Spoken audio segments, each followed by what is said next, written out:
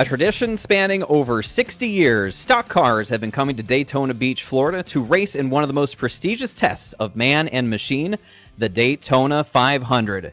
To win on these hallowed grounds is to do something truly special, and for those who are deemed to be worthy through the trials of speed, skill, and luck, etching their name into the history books of the World Center of Racing is the ultimate career achievement. Tonight, the pinnacle series of the NASCAR Racing 2003 season community continues that tradition as the Verizon FTF Cup Series kicks off the 2019 season in historic fashion, racing for 500 miles to crown a Daytona 500 champion. 39 drivers are ready to race for their opportunity to etch their name into sim racing history. Good evening, race fans, and welcome to flag-to-flag coverage of the 2019 Verizon FTF Cup Series Daytona 500 here on the Virtual Motorsports Network, the voice of NR. We'll get to the on-track action in a little bit, but before we do, let's bring you inside the VMN commentary booth and introduce you to the voices you'll be hearing during tonight's broadcast.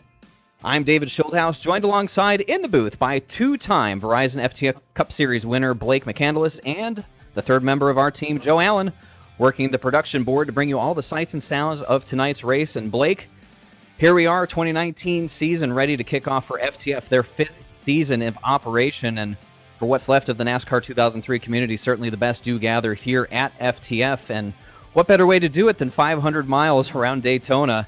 The first time they've ever done this, and get a season started off the right way for a full-distance race at Daytona. Well, David, we're definitely set up for a spectacular event tonight. Not only is it the first time they've done this, but they had over 80 drivers come out and try to qualify, including a last chance qualifier that we just ran right before this event got started. So there is still that drive, that energy, that passion for this NR 2003 community. It is alive and well, and we're going to be tuned into the best that this community has to offer tonight here at FTF. And many guys who are starting their first 500, many guys who are veterans of this race have won, have come close. But David, it's all going to come full circle tonight as we are at the Daytona International Speedway for a full 200 laps of what's going to be some incredible action. You know, it's always special here in the NASCAR 2003 community to get people together the race. There's always the question of, are there enough people left in the community to come out and do this? And FTF has proven all the doubters wrong year after year. Certainly you and I have had our time here in FTF as well. And it's good to see everybody come back. And even though the names may change, the passion still remains the same. And that's a huge tip of the cap to guys like Justin Melillo, Kevin McAdams, who really run this thing day in and day out to bring racing to those who are still left and who want to run this now 16-year-old game. Oh, there's no doubt about it. They deserve all the praise in the world for really organizing this, wanting to put this together. They've had experience trying to put some of their racing over the airwaves for the playoffs, but this is the first time here, not only to make the event full 500 miles, but to put it out there for all the people that not only love to watch but love to race.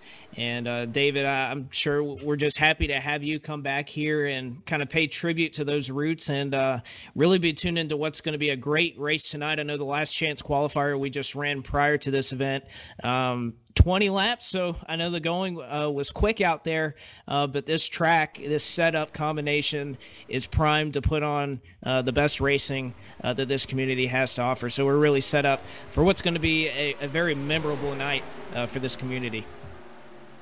It certainly is, and now that qualifying is complete, we'll take a look at the starting lineup here in just a little bit. They'll get about 5-minute happy hour session to run out, so you see the cars running in the background there as these drivers get set and make their final preparations for 200 laps around this speedway. But before we even get to that, take an opportunity to talk to our front row starters here, and we'll start with the man on the pole. Once again, Taylor Morgan's making a habit of winning the pole here at Daytona.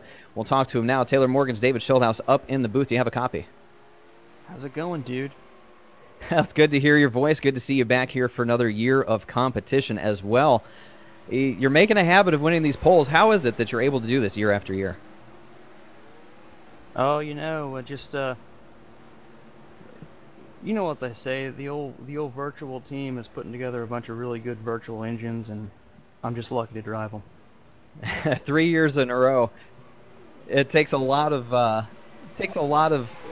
luck and skill and passion to do that, and certainly you've demonstrated that. You're a series champion as well, and now coming into Daytona to start another season, the bitterness, if there was any, after Homestead was complete and you saw a chance for a second championship fall by the wayside. What's the mindset now? Are you refreshed? Are you reset and ready to go for the pursuit of another championship here? Oh, I'm ready to go. I've put all the compulsive choking behind me, and yeah, got a fresh slate, you know, and gonna go into this season with the mentality that I am completely, I guess, I'm not gonna choke anymore. That's all that's in my mind. No more choking. Fair enough. I think that's a good pursuit. And as you prepare for 500 miles here at Daytona, what's the mentality to take on a full distance race here?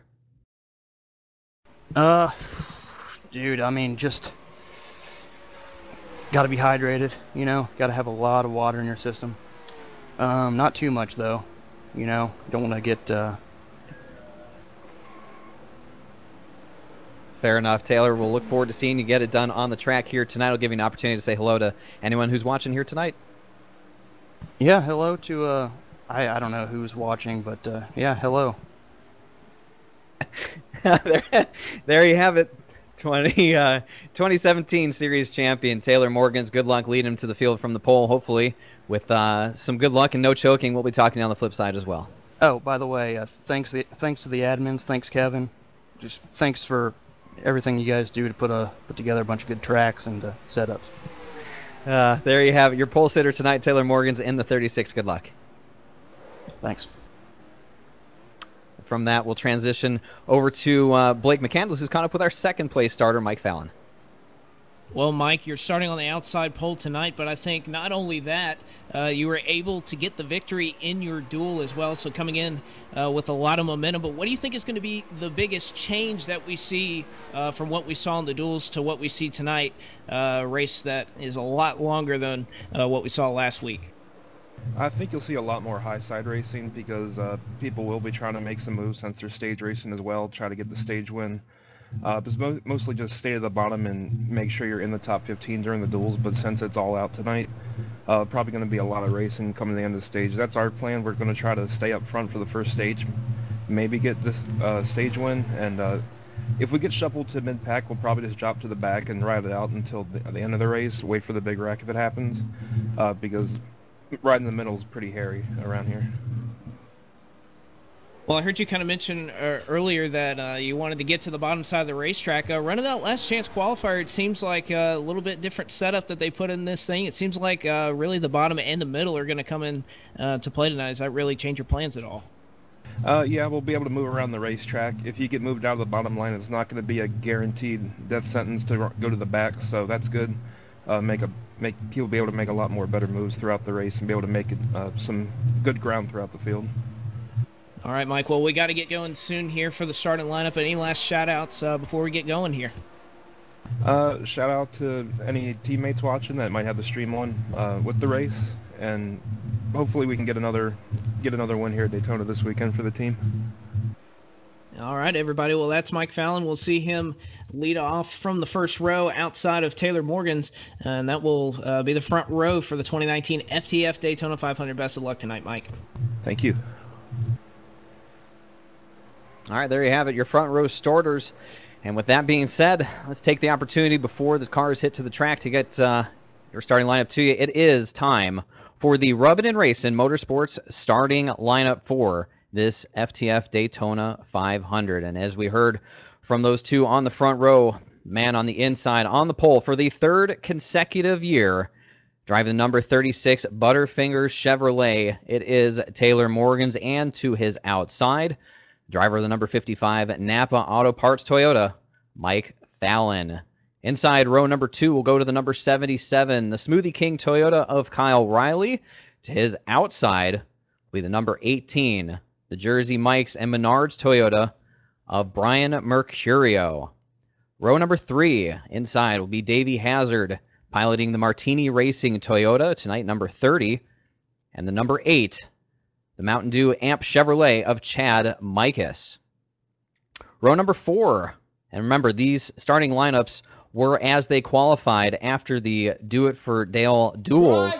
There are some changes that are going to occur here, unfortunately, due to the late racing action in the real world at Daytona. Some of these drivers are not going to be able to make tonight's race. We'll fill you in on who the substitutes are after we get through the starting lineup here. So again, some of these names may not make it to the track, and one of those names, unfortunately, will be one of the series admins, a mainstay here. It's the number 53 of Justin Malillo in the Jeg Chevrolet, so he will not be here racing tonight. He will be substituted by somebody. We'll get to that in a little bit. To his outside of row number 4 will be the number 33. That is the M&M's Toyota of Adam Kodal. Row 5 will feature number 76, Denso Corporation Toyota of Noah Carmichael. And his outside, the number 24, Splashico Graphics Chevrolet of Cosmin Yanishu. Row number 6 will be the number 20, the Funko Pop Kingdom Hearts 3 Toyota of Matt Watkins. To his outside, the number 67, WeatherTech Ford for Andrew Schwartz. Row number 7 will be the number 85, the Fug Army Toyota of Doug Lockrow. To his outside will be the number 08, Interstate Batteries Chevrolet of Tyler Mallon. Row number 8 will be the 32, the Canadian Tire Chevrolet of Nathan Kiani. To his outside, the number 3, Splash and Go Graphics Chevrolet of Steve Rada. Row number 9 will be the number 97, MSI Dodge, piloted by Zach Rogers. To his outside, the number 78, Coors Light Toyota of Jeffrey McClintock. Row number 10, Joey Bailey, the Budweiser Dodge number 91. To his outside, the Ally Financial Chevrolet, tonight number 5, Randall Coleman. In row 11, we'll have the 72 Netflix and Chill Chevrolet, piloted by Matt Muir. And alongside him will be a substitute driver. Want to send our best wishes out to Nick Baker, having a death in the family. But Dylan Smith will be the driver that is filling in the 79 Dodge. Row 12 will be Dante Ricky in the Urbicom Communication Systems Chevrolet, and to his outside, Arnold Columbia in the number 39 Ford EcoBoost Ford. In row 13, the 09 of Tristan Allen in the Golden Corral Chevrolet. He will be starting alongside the driver in 26th. That's the 74 SoundCloud Ford of Henry Nova. In row 14, Michael Frisch, a front runner up here last season in the 3M Ford, alongside Corey Williams in the 92 Peak Antifreeze Dodge. In row 15, it will be David Alvarez in the Coca-Cola C2 Dodge and Zachary Buchanan in the JBL Toyota. Row 16, Chris Wetz, a veteran of the FTF Series. He'll be starting in his green blank 71 Ford alongside Andrew Fessler in the EDM Chevrolet. Sonny Tallman in row 17. He'll be starting on the inside in that Molson Canadian Ford alongside Jake Poland, a previous champion of this race, in the Omnicraft Ford. In row 18, Sean Fay in the R&R ISRA Chevrolet. He'll be starting on the inside of Nick Gunther in the Procore Technologies Toyota. And then in the back of this field in row 19 will be Ryan Naraki in the Roku Chevrolet, and Kevin McAdams, originally slated there in that 26 machine in the Chase Bank Chevrolet. And then rounding out the back of our field, a driver who just won a 20-lap last chance qualifier will be David Day in the 005 Virtual Motorsports Network Dodge. And that'll be your Rubbin' and Racing Motorsports starting lineup for the 2019 FTF Daytona 500. Nice full field of cars here, and you've been seeing them get into the formation lap as some drivers having a little bit of struggle here on the cold tires. We saw one car go way up the track there. These guys have to be careful on full throttle, and that's sort of what you see there. Administrative staff giving these drivers one extra lap to get into their spots. Of course, the way the qualifying works, when it's predetermined, they have to take that extra lap to get into their spots. And some of these drivers already showing a little bit of difficulty for them, but hopefully they'll get it all squared away. It looks like From what I can tell, we're going to be good to go and keep racing here as the field gets into the restart zone. We'll see. Taylor Morgan's in front of this field, and I see no increase in speed, so it looks like we're going to wait one more lap to let everybody get into the correct positions. And Blake, that's just some of the difficulty that you run into here when you try and get the most realism into a game of this age. Sometimes things happen and they're out of your control. Well, I do know one thing that I took away from running that last chance qualifier just a moment ago. The temperatures that they have to run to try to recreate the best Super Speedway Series racing that we can get out here. We're running in a very low temperature, something that you typically would not see in Daytona, Florida. And it does make it very difficult on cold tires when you're not running around the racetrack. I know I about looped it exiting pit road on a green flag pit stop just because when you put the tires on, it is so cold out here that in first gear it is very, very easy to spin the tires. So if you're out there in the field, most of these guys will be looking to restart in second gear to try to avoid that. And you can see you get on the banking in first gear. It can be a little bit of an issue for these guys. We'll see, and that'll be something we'll have to watch as we go over the next, I guess, 199 laps. But, you know, what's adding an extra pace lap really doing for us, David? Probably giving our voices a little bit more of a break than that. Go. But we'll get you know, one thing we didn't get squared away, and it's a good thing we'll do it now. Take a look at tonight's track facts. Daytona International Speedway, 2.5 miles in distance. Turns banked at 31 degrees. The tri-oval on the front straightaway at 18 degrees. Back straightaway at 2 degrees. 200 laps going to be the distance. The pit window, from what I understand and what I'm told, is somewhere around 34 to 36 laps for fuel.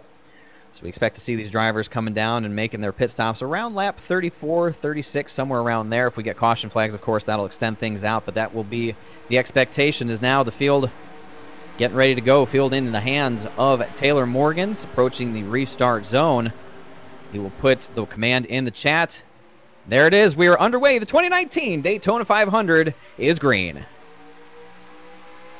And there you see, as we typically see here at FTF, the driver that is able to type green in that restart zone, he'll be able to get clear of that outside lane as Taylor Morgans will lead the field into turn number 1. A great run on the inside there by the 30 of Davey Hazard. He was on our airwaves last night in the Virtual Motorsports Network. He's up to a good start there, getting right on the back bumper of that Butterfinger Chevrolet of Taylor Morgans. He has Mercurio, and I believe that is Noah Carmichael, all working in tow there on the inside line. I know in these duels, David, we saw a lot of people just electing to go to that bottom side and wait it out. It was a lot like the Cup Series, only reverse it to the bottom side of the racetrack. But you can look at our field right now, lap 1. It looks like both lanes are working pretty well. Basically a dead heat back to the line. Looks like Fallon is just barely going to get the edge over Taylor Morgans. More of a high-speed pace lap at this point as both those lanes continue to work side by side.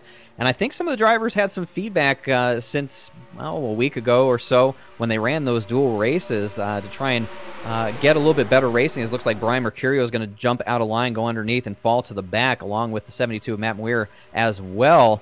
So those two drivers work their way to the back part of the strategies we see here. So the admin's trying to tweak and bring the best package back here for the 500-miler to get both of those lanes working really well. From our experience of what we run here before, Blake, I recall hearing from Kevin McAdams say whichever line had the most cars was going to be the fastest line, as that's the way the energy worked. I don't know if we'll see exactly that here today, but that high side seems to be very strong as they're clear by about 2 or even the first 3 cars on the high side.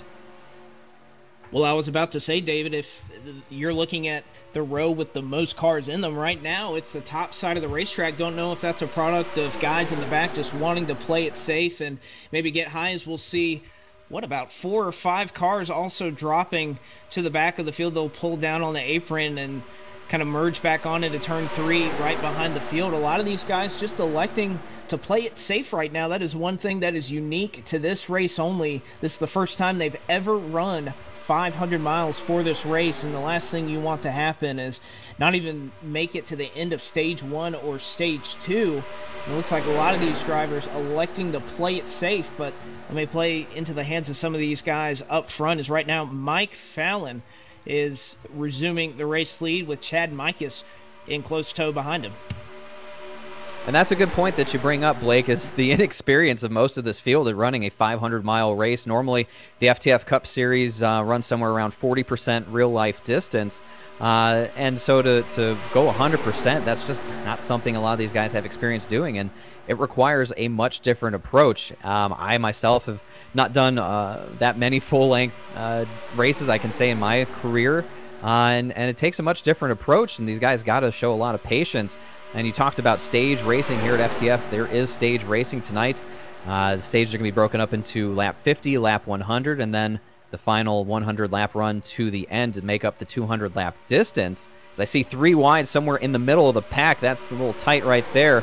Looks to be the 79 of Dylan Smith going inside the 92 of Corey Williams. And that was Ryan Naraki as well. Now 3 wide as Williams, I think, will back out of it to get back down to 2 wide.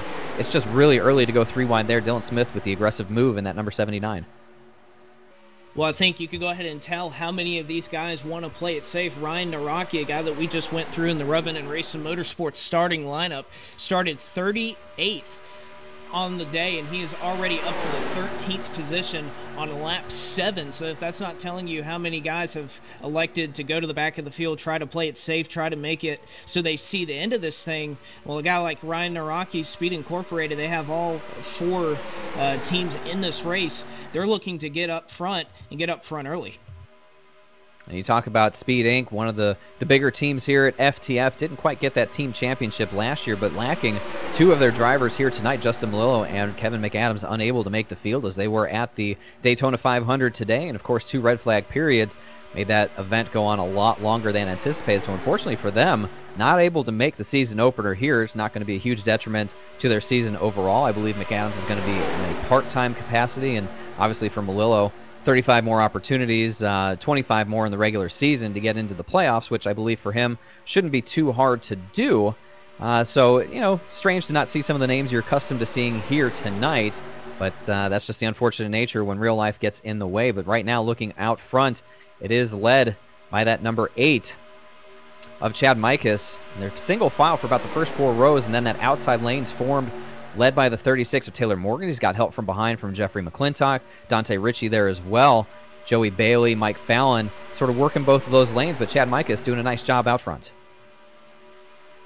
He certainly is, David, and that should be really no surprise to anybody who knows the history of this race. 2 out of the last 3 races, Chad Mikas has been in the top 5. No, we put out a little bit of a flashback earlier this week to when Ryan Williams won the race, and Chad Mikas was running right alongside him, a guy that comes out mostly for these super speedway races, but has been very competitive in these races. So obviously you see he's really not being very patient here, just going right to the front of the field. Probably the best spot to be in right now as Chad Mikas continues to lead them.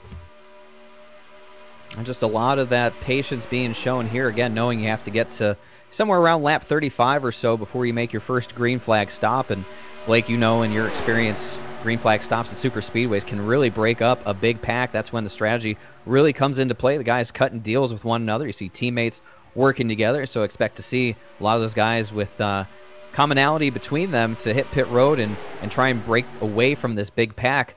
You know, it's kind of a split feeling, I think, between these drivers. Of some of them like to be in the big pack, some of them like to try and get away from it, and so we may see some of these guys sort of do an undercut or short pit and get away from everybody, get into their own group where they can just run single file and just put down laps and be sort of away from the risk of the big one. As now the field will work past a slower vehicle up on the high side. I believe that is the number 85 of Doug Lockrow as they work by on the start-finish straight. And Doug Lockrow running along there, he's going to be listed just behind us in the field. Obviously just went a lap down. He is on our scoreboard. He is last in this race in 39th. First car that has fallen a lap down. 2 other cars have lost this lead pack. That's the 68 of David Alvarez and the 09 of Tristan Allen. Everybody else running 2 wide here at the Daytona International Speedway. Both lanes, I think what Kevin said was accurate earlier, that whichever lane has more people in it will be the lane that works, but you just haven't really seen that sense of urgency yet for guys to get up and really start bump drafting hard. And right now, I think you see that in the bottom lane starting to become a little bit more dominant. That top lane starting to lose cars just a little bit. Lose cars just a little bit. I think you're right, and I think guys at this point are just sort of content to ride. We talked about some of the substitute drivers here tonight making their starts in place. The drivers who were caught out at the real Daytona International Speedway. I look at the 53 that was supposed to be Justin Malillo. I see Sean Whitehill there in that number 53. The number 3 that was supposed to be Steve Rada, now being piloted by Brandon Hawken. And also the number 26, normally piloted by Kevin McAdams, now under the control of Mike Murata. So some of those names filling in the seats, last-minute guys that were available to help out in a pinch. And I know that all those drivers are very appreciative to be in this race here, representing those numbers for those drivers and for the drivers who didn't make it in and are watching on YouTube, and everyone else watching on YouTube as well. Happy to have you on board with us here for this FTF Daytona 500, now working lap 14. The field goes down the Daytona Super Stretch. Again, that outside line continues to be led by the 36 of Taylor Morgan's, not giving it up. It's getting a push from behind now from the 01 of Jake Poulin. Jeffrey McClintock, I see the 82 of Dante Ritchie as well. Fallon, looks like Dylan Smith in the 79 as well. The 42 of Sean Fay. So all these guys continue to ride up there, trying to claw their way back towards the front.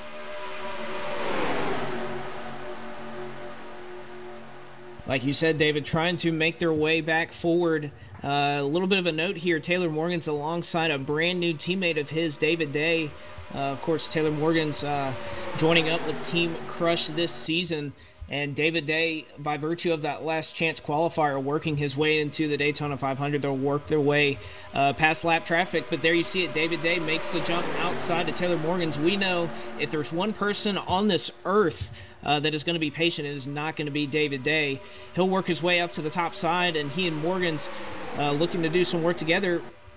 Day will block low, but it looks like he is going to keep it going there through the tri-oval, work his way side draft there with Ryan Naraki. That's one thing I'd expect to see from David Day as well, that he was very good at in the last chance qualifier there, is kind of pinching that bottom line. I think that's where that middle line is really going to make up some ground. If you can pinch that line on the bottom to where they don't have a lot of room in the corner, you'll really start to see that top line come into play. That's definitely one of the strategies the drivers can employ when they're trying to run the top side, is pinching down on that bottom lane. Of course, the inherent danger of doing that is by pinching down, you're lessening the amount of space between you and that car on the inside, and if they slip up, make a mistake, well, you're going to be the one going into the wall, the way the contact physics work in this sim. So it's sort of a double-edged sword. That can work out really well and stall out that bottom lane, but if that guy slips up just a little bit and he's up into your door, you're going into the outside wall and you're seeing your race come to a premature end. So got to be careful. There's a time and a place to do that. Not sure lap 17 of 200 is exactly the time to do it, but David Day, certainly one to keep it up, as he's known to be Mr. Excitement. Can note number 85 of Doug Lockrow has taken that vehicle behind the wall, and he will see his Daytona 500 come to an end here on lap 17. Unfortunate end there for Doug Lockrow. Was looking forward to having a good night tonight. Came out and ran with us at TDR last night. Put up a good run there until late in the going. Got caught up in an accident, so unfortunate for him. We look at this top 5, though. It has not changed really for the first 17 laps of this race. Chad Mike is still continuing to lead this field. Of course, you see Speed Incorporated represented up there with that 24 Splash and Go Chevrolet. Davey Hazard also running great there in the top 5. Matt Watkins, and then the number 08 machine of Malin. They've all just been biding their time, riding patiently here on this bottom line, kind of waiting to be challenged. Right now, that challenge trying to be initiated on the outside lane by David Day and Taylor Morgan's just nothing doing right now. They passed some more lap traffic. That's Tristan Allen, who fell off the draft earlier.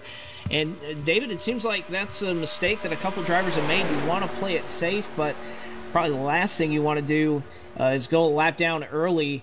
So not only are you playing it too safe, you lose a lap and then you're at the back of the pack again. So I guess kind of talk to me about that, David. I know you kind of need somebody behind you to ensure you're getting the most of the draft, but some of these guys are playing just a little bit too safe, falling just a little bit too far back. Yeah, you definitely need some help, and, you know, let's be honest, it's the first race of the year. A lot of new names in this series, and you have a comfort level with drivers as well. And for some of these guys, they may not necessarily know who some of the drivers are around them. They haven't raced with them before. They haven't been here at FTF, and so you're a little bit hesitant sometimes to really run up there and bump draft along with somebody you just don't know. You have to learn their tendencies and what they're capable of and what they're not capable of. But to fall off the draft this early is certainly a bad thing. Thankfully, there's a long way to go before we're all said and done here. Only lap 20 of 200. But you fall off the lead lap early, you need some help to get back on there, and then you, of course, have to show the propensity to be able to stay in that lead pack. And this series is made up of very competitive, very skilled drivers.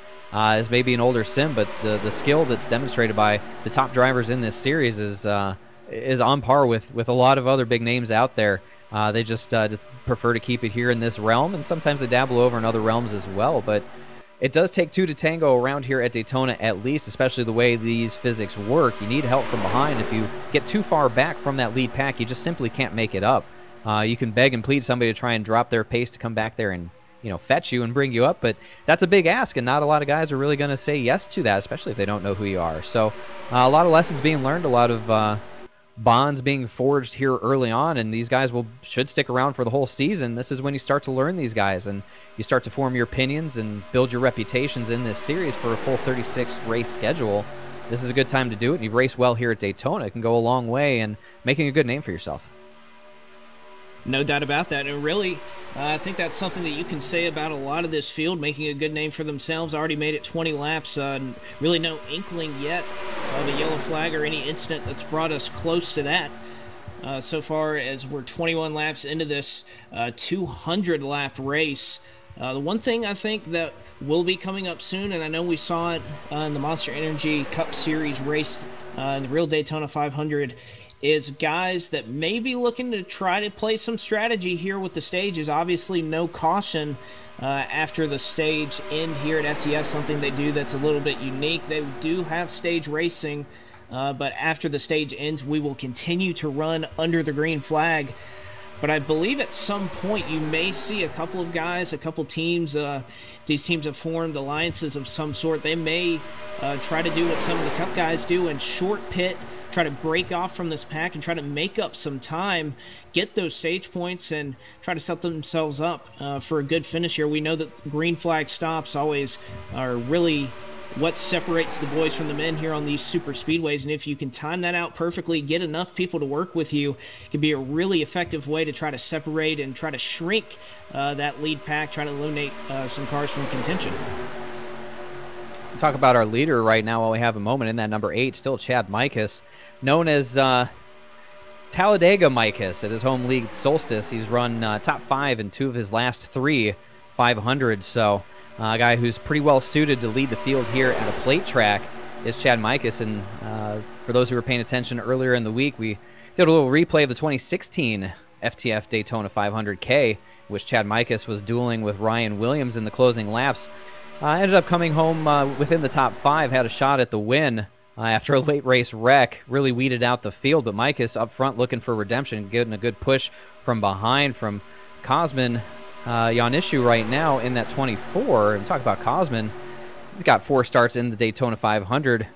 And hasn't had really good finishes, finishes outside of the top 20 every time. So it seems for Cosman he doesn't get a good start to the season. He ended up spotting in 2015 after he was wrecked out. Came around and spotted for John Poole III and helped guide John to a victory in the 2015 Daytona 500K. So a lot of experience at the front of this field right now, Blake. Absolutely, David. You can even look a couple of spots back. You can look to the 37 machine of Ryan Naraki, another guy who has had a lot of experience in this field. Of course, just one of the guys who has run every single Daytona 500K or this iteration of the 500 as well. One unique thing about him, he has started worse than 30th in all of his Daytona 500 attempts, but he has never finished outside the top 12. And I think you can see why right now he's able to get to the front of the field quickly. He's running 7th right now on the inside line. And I think he has that aggression, that experience to go out there, run these plate tracks, and run up front, be a good pusher. That's a good point on Naraki. He's a very accomplished sim racer, been around a long time, and certainly cut his teeth on the super speedways, building his craft, and that's certainly an area where he shines more often than not. And certainly in these FTF races, Rocky does a good job representing himself well, as he's always up towards the front, working with his Speed Inc. teammates like Kevin McAdams, Justin Malillo, and Cosman. So no Malillo, no McAdams tonight, but regardless, Rocky finds himself now up into that, what is that, 6th position as the inside lane continues to fall back, led by the 91 of Joey Bailey. So the inside or the outside lane trying to move forward. Bailey there getting a push from David Day, the LCQ winner. Taylor Morgan's, of course, still up there. Looks like Jake Poulin in the 01, along with a few others, Fallon and the 82 of Dante Ricky as well. So call it, what, 6 cars up on the high side. They just can't prevail. There's just not enough energy up there to propel that lane forward.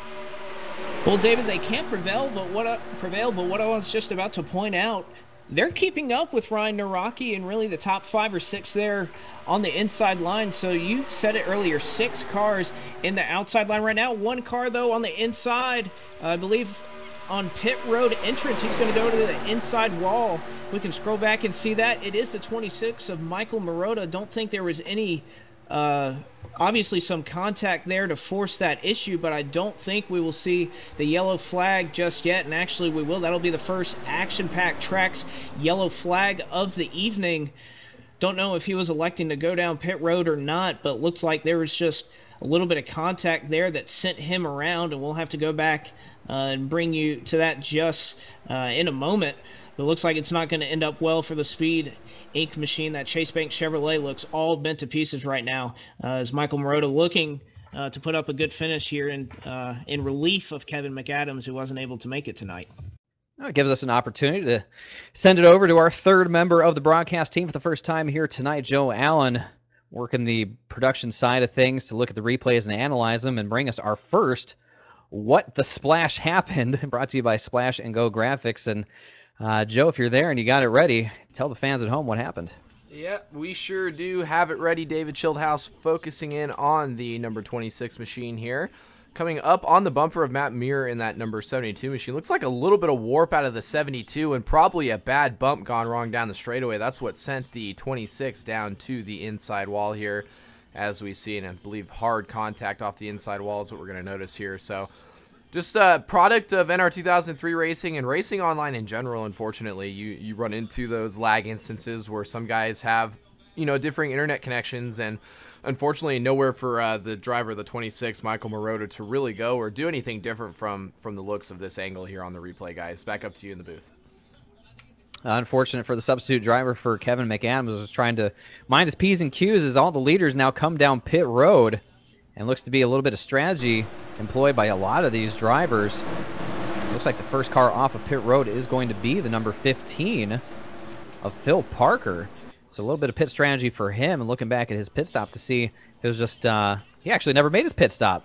Blake, looking at the 15, just drove straight through pit road. So I'm not sure if he missed his stall or what, but a mistake there for the number 15 of Phil Parker, as undoubtedly he'll have to come back down pit road to get service, and that should hand the lead back over to Chad Mikas. So the first opportunity for these guys, they were inside of 10 laps before what we expected to see, them come down pit road and take their service. So a good break for them to do it under yellow. But for Phil Parker, things didn't quite go right for him on his trip down pit road.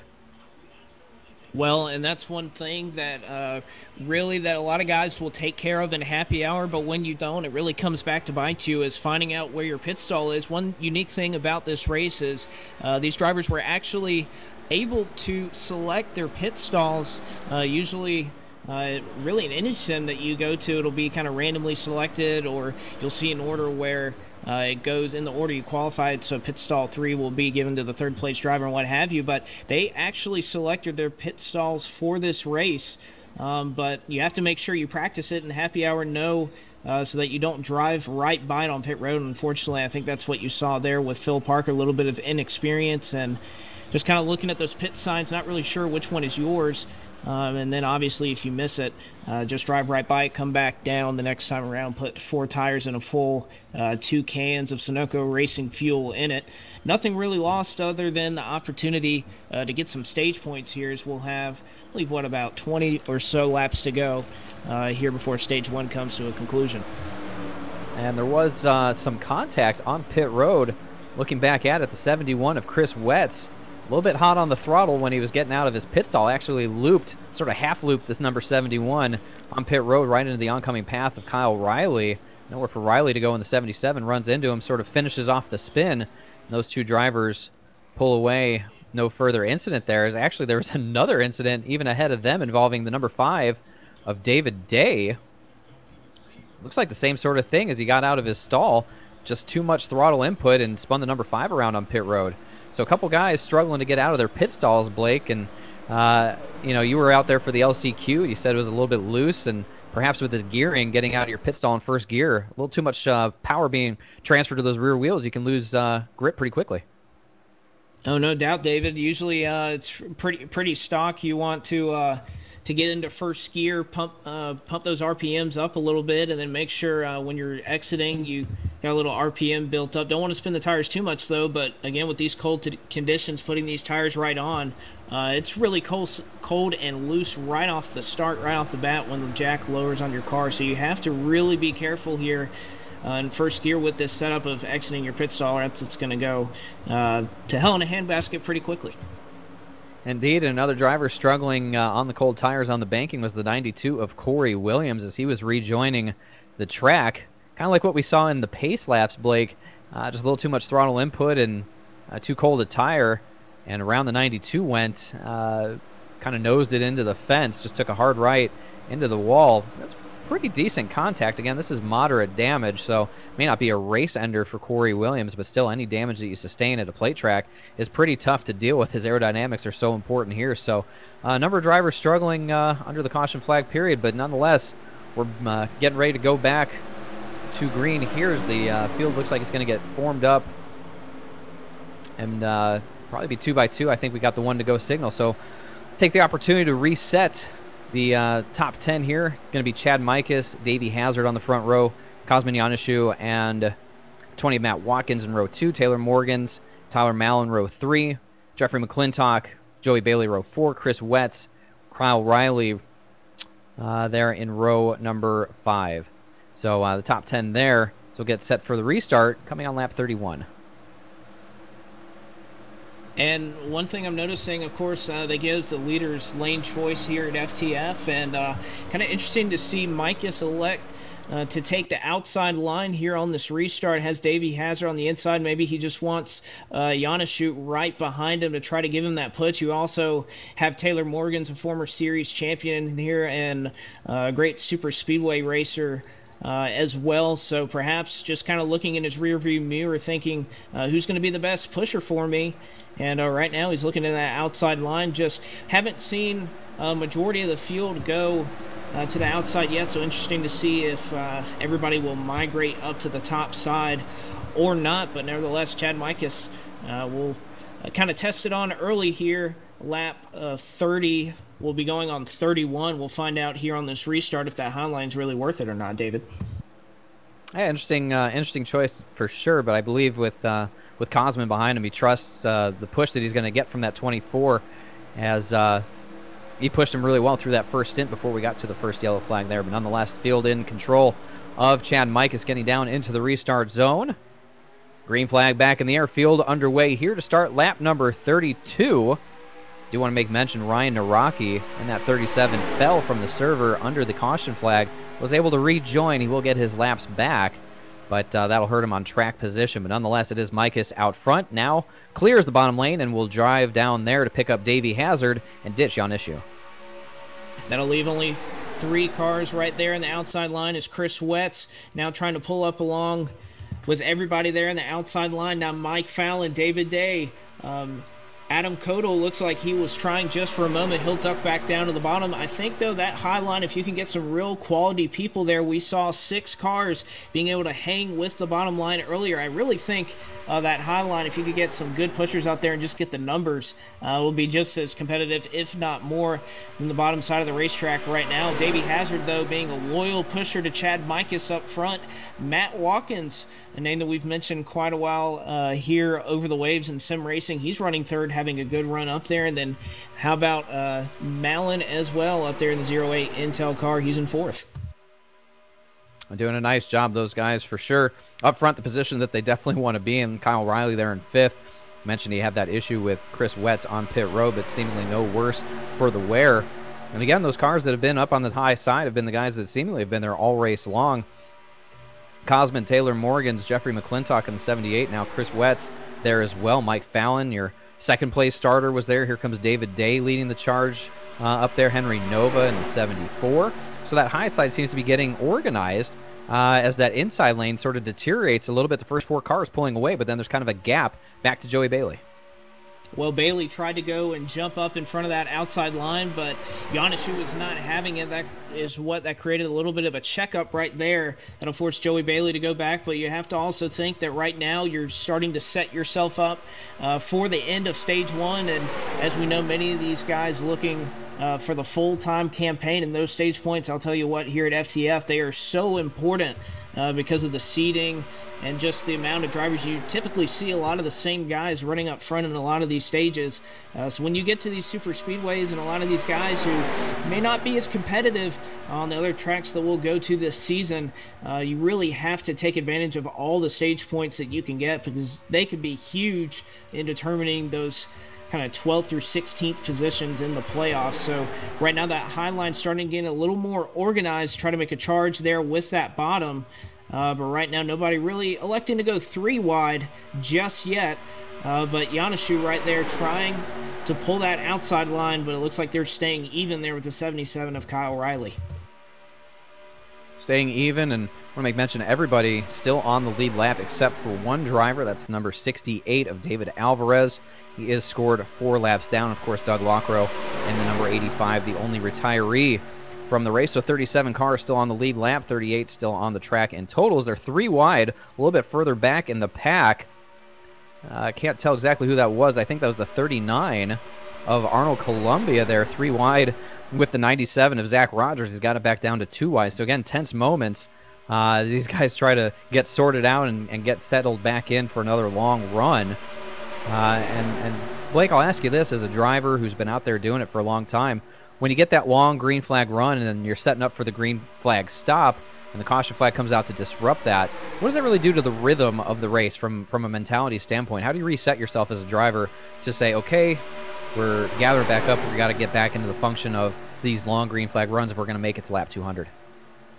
Well, I think as a driver, nothing really changes until that green flag stop comes. So you can have a couple yellows and you may like to go down, play fuel strategy a little bit. But for me, the race really starts once you get that initial green flag pit stop. As I said earlier, it's what separates the boys from the men on these super speedways. If you can make up time and really kind of separate yourself and eliminate drivers, that's the biggest thing with these green flag stops, is the 4, 5, 6 drivers that aren't able to nail it on pit road, they're going to lose the draft. And if you can stay green, they'll eventually go a lap down. So if you can get your green flag stops under control and in a good amount of fashion, it'll really help you. But I don't really think your mentality changes until you get that first one, David.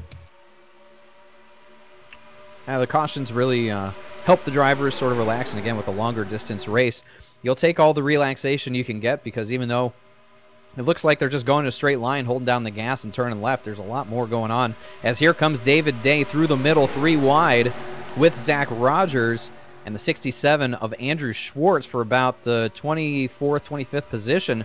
Now David Day all by himself, no help. It was a big surge that he got, but he couldn't go anywhere with no help, as now they're 3 wide closer to the front. Here comes Brandon Hawken. I believe, no, that's Cosman up on the outside, getting a push from Taylor Morgans as they ditch the 77 of Kyle Riley, the 78 of McClintock, along with, can't tell who that third car is. I think that's the 76 of Noah Carmichael. So 3 wide, 3 rows deep for about 7th through 14th. Well, macaroni salad right now and a macaroni sandwich there in the middle of the track. No help.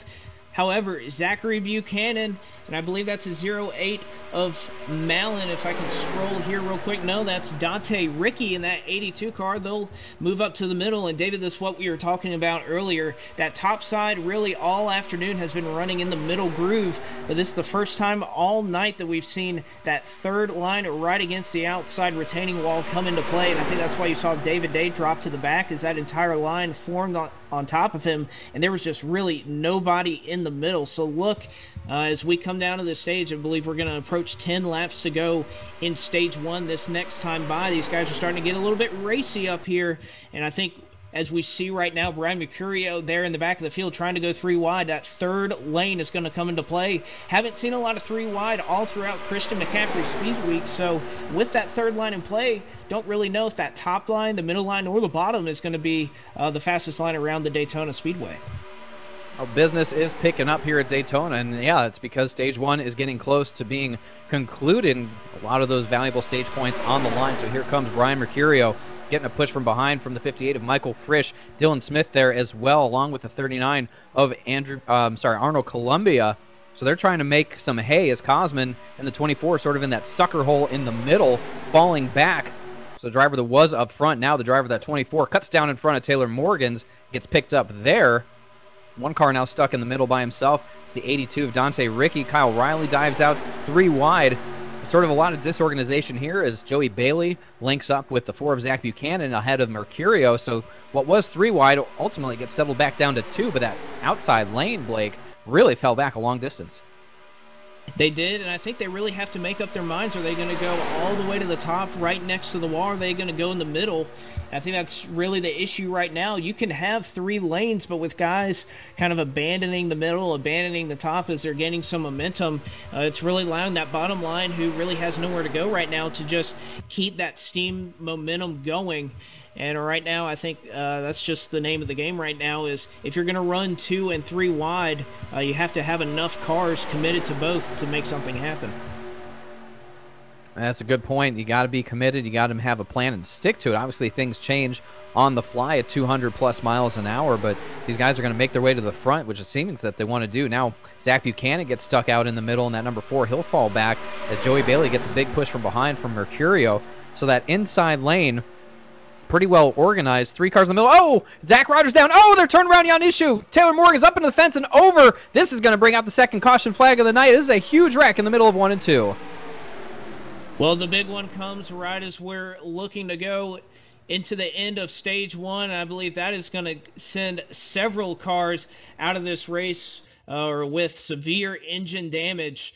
Looks like one car, I believe it was the 97 of Zach Rogers, that got down on the apron, and unfortunately the banking changed, just nowhere to go, and he'll go up into the rest of this field. I'm sure Joe will show us what the splash happened in just a moment, but the big one here early on at Daytona, right before the end of stage 1.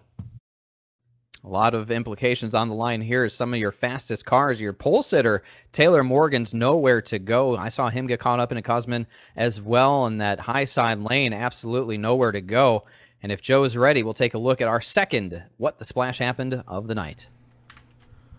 Yes, sir, guys. We'll throw this thing in slow motion. Following along here with the 24 Cosman Yonishu, gets into the back of the 74 of Henry Nova. That sends the 36 into him. David Day in the 5s in it. Our LCQ transfer, the 71 of Chris Wetz is in. It looks like the 15, the 4, Zach Buchanan. There's Ryan Naraki in the 37. So a lot of cars tore up in this accident here, guys. We'll rewind this back one more time. Get ourselves another look from the helicopter angle up here. Great shots all over the Daytona International Speedway, but it looked like we saw an accordion style of accident here is what caused the majority of this. So I'll slow this down one more time for our viewers out in the YouTube chat box. And just a bad bump gone wrong. I think the 97 got down onto the apron is what looked like started the, the first chain reaction here. The 76 and Noah Carmichael tried to move himself out of the way, and it just stacked up the bottom line. And the accident here that we see cars mangled up into the catch fence in turns 1 and 2 is what ensued afterwards. Back up to you guys in the booth. An absolutely ugly accident there as cars get up into the catch fence to bring out our second action-packed Tracks yellow flag of the race. And Blake, that's a bad wreck right there. That wipes out a lot of big names, guys like Taylor Morgans, Ryan Naraki, Cosman Yonishu as well. But for the guys who get through, I see a lot of in-game communication of guys counting their lucky stars that they avoided that one.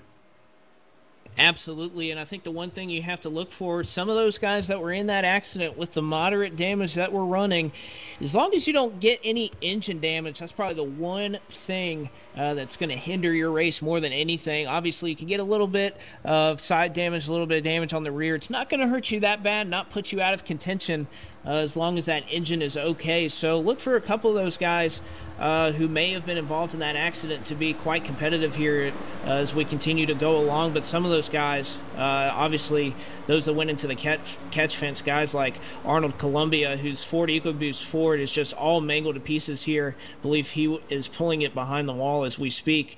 Look for some of those guys to continue to be competitive, but also this sets up a situation here. We're going to have a restart and a quick into the stage, so I believe we're going to restart with 4 or 5 laps to go in stage 1. Everybody came down pit road, sure, filled the car up at least with 2 cans of Sunoco fuel. So this may put us to be good to the end of stage 2 on fuel mileage, depending on how far these guys can go, maybe make a stop in between there. But it'll be interesting to see how many guys continue to run up front and be competitive after a huge accident early on in this race.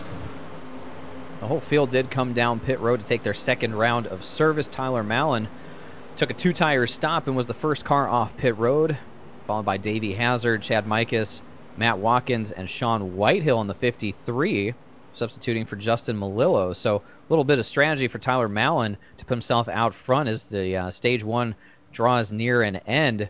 We get a restart, could be 3 or so laps to go until that stage concludes. I do believe, yeah, they'll have to make one more stop. If the pit window is somewhere around 34 to 36 laps, they will have to take on one more stop at least before the end of stage 2. But I believe right now, Blake, this strategy that we're seeing the field employ is just all for positioning, knowing that there's just a few laps run to make before the end of that first stage. And then, yeah, to your point, if they're in this for a full season and they're pursuing a championship to make it in the FTF playoffs, these stage points can be very valuable, and this is the first great opportunity to get them. No doubt about that. I think the delay that we're having under this yellow flag is a product of nobody claimed that yellow. So for those of you who don't know quite how the yellows work here, the FTF Racing League, obviously things are run on an admin-controlled yellow, so the game does not control them. However, once a yellow happens, you can either claim it as your fault, go to the end of the longest line, perhaps even get a 1 or 2 lap penalty depending on your wreck score. When nobody claims it, the admins have to go down pit road, look at the review, and they'll pin it on someone. Eventually, believe that may incur a 1 lap penalty to whoever that was involved, since it's a brand new season. The wreck scores are pretty fresh and pretty new here, so I believe they're going to pin that on somebody after a brief review. Not quite sure who it's going to be on after what the splash happened. We saw there. Not really sure who will get tagged with that one. It's a close one to call, and believe that right now we're going to double up, see the field double up. It's going to be Mallon in that Intel Chevrolet that's going to be at the front. We're going to have 4 or 5 laps to go to the conclusion of stage 1.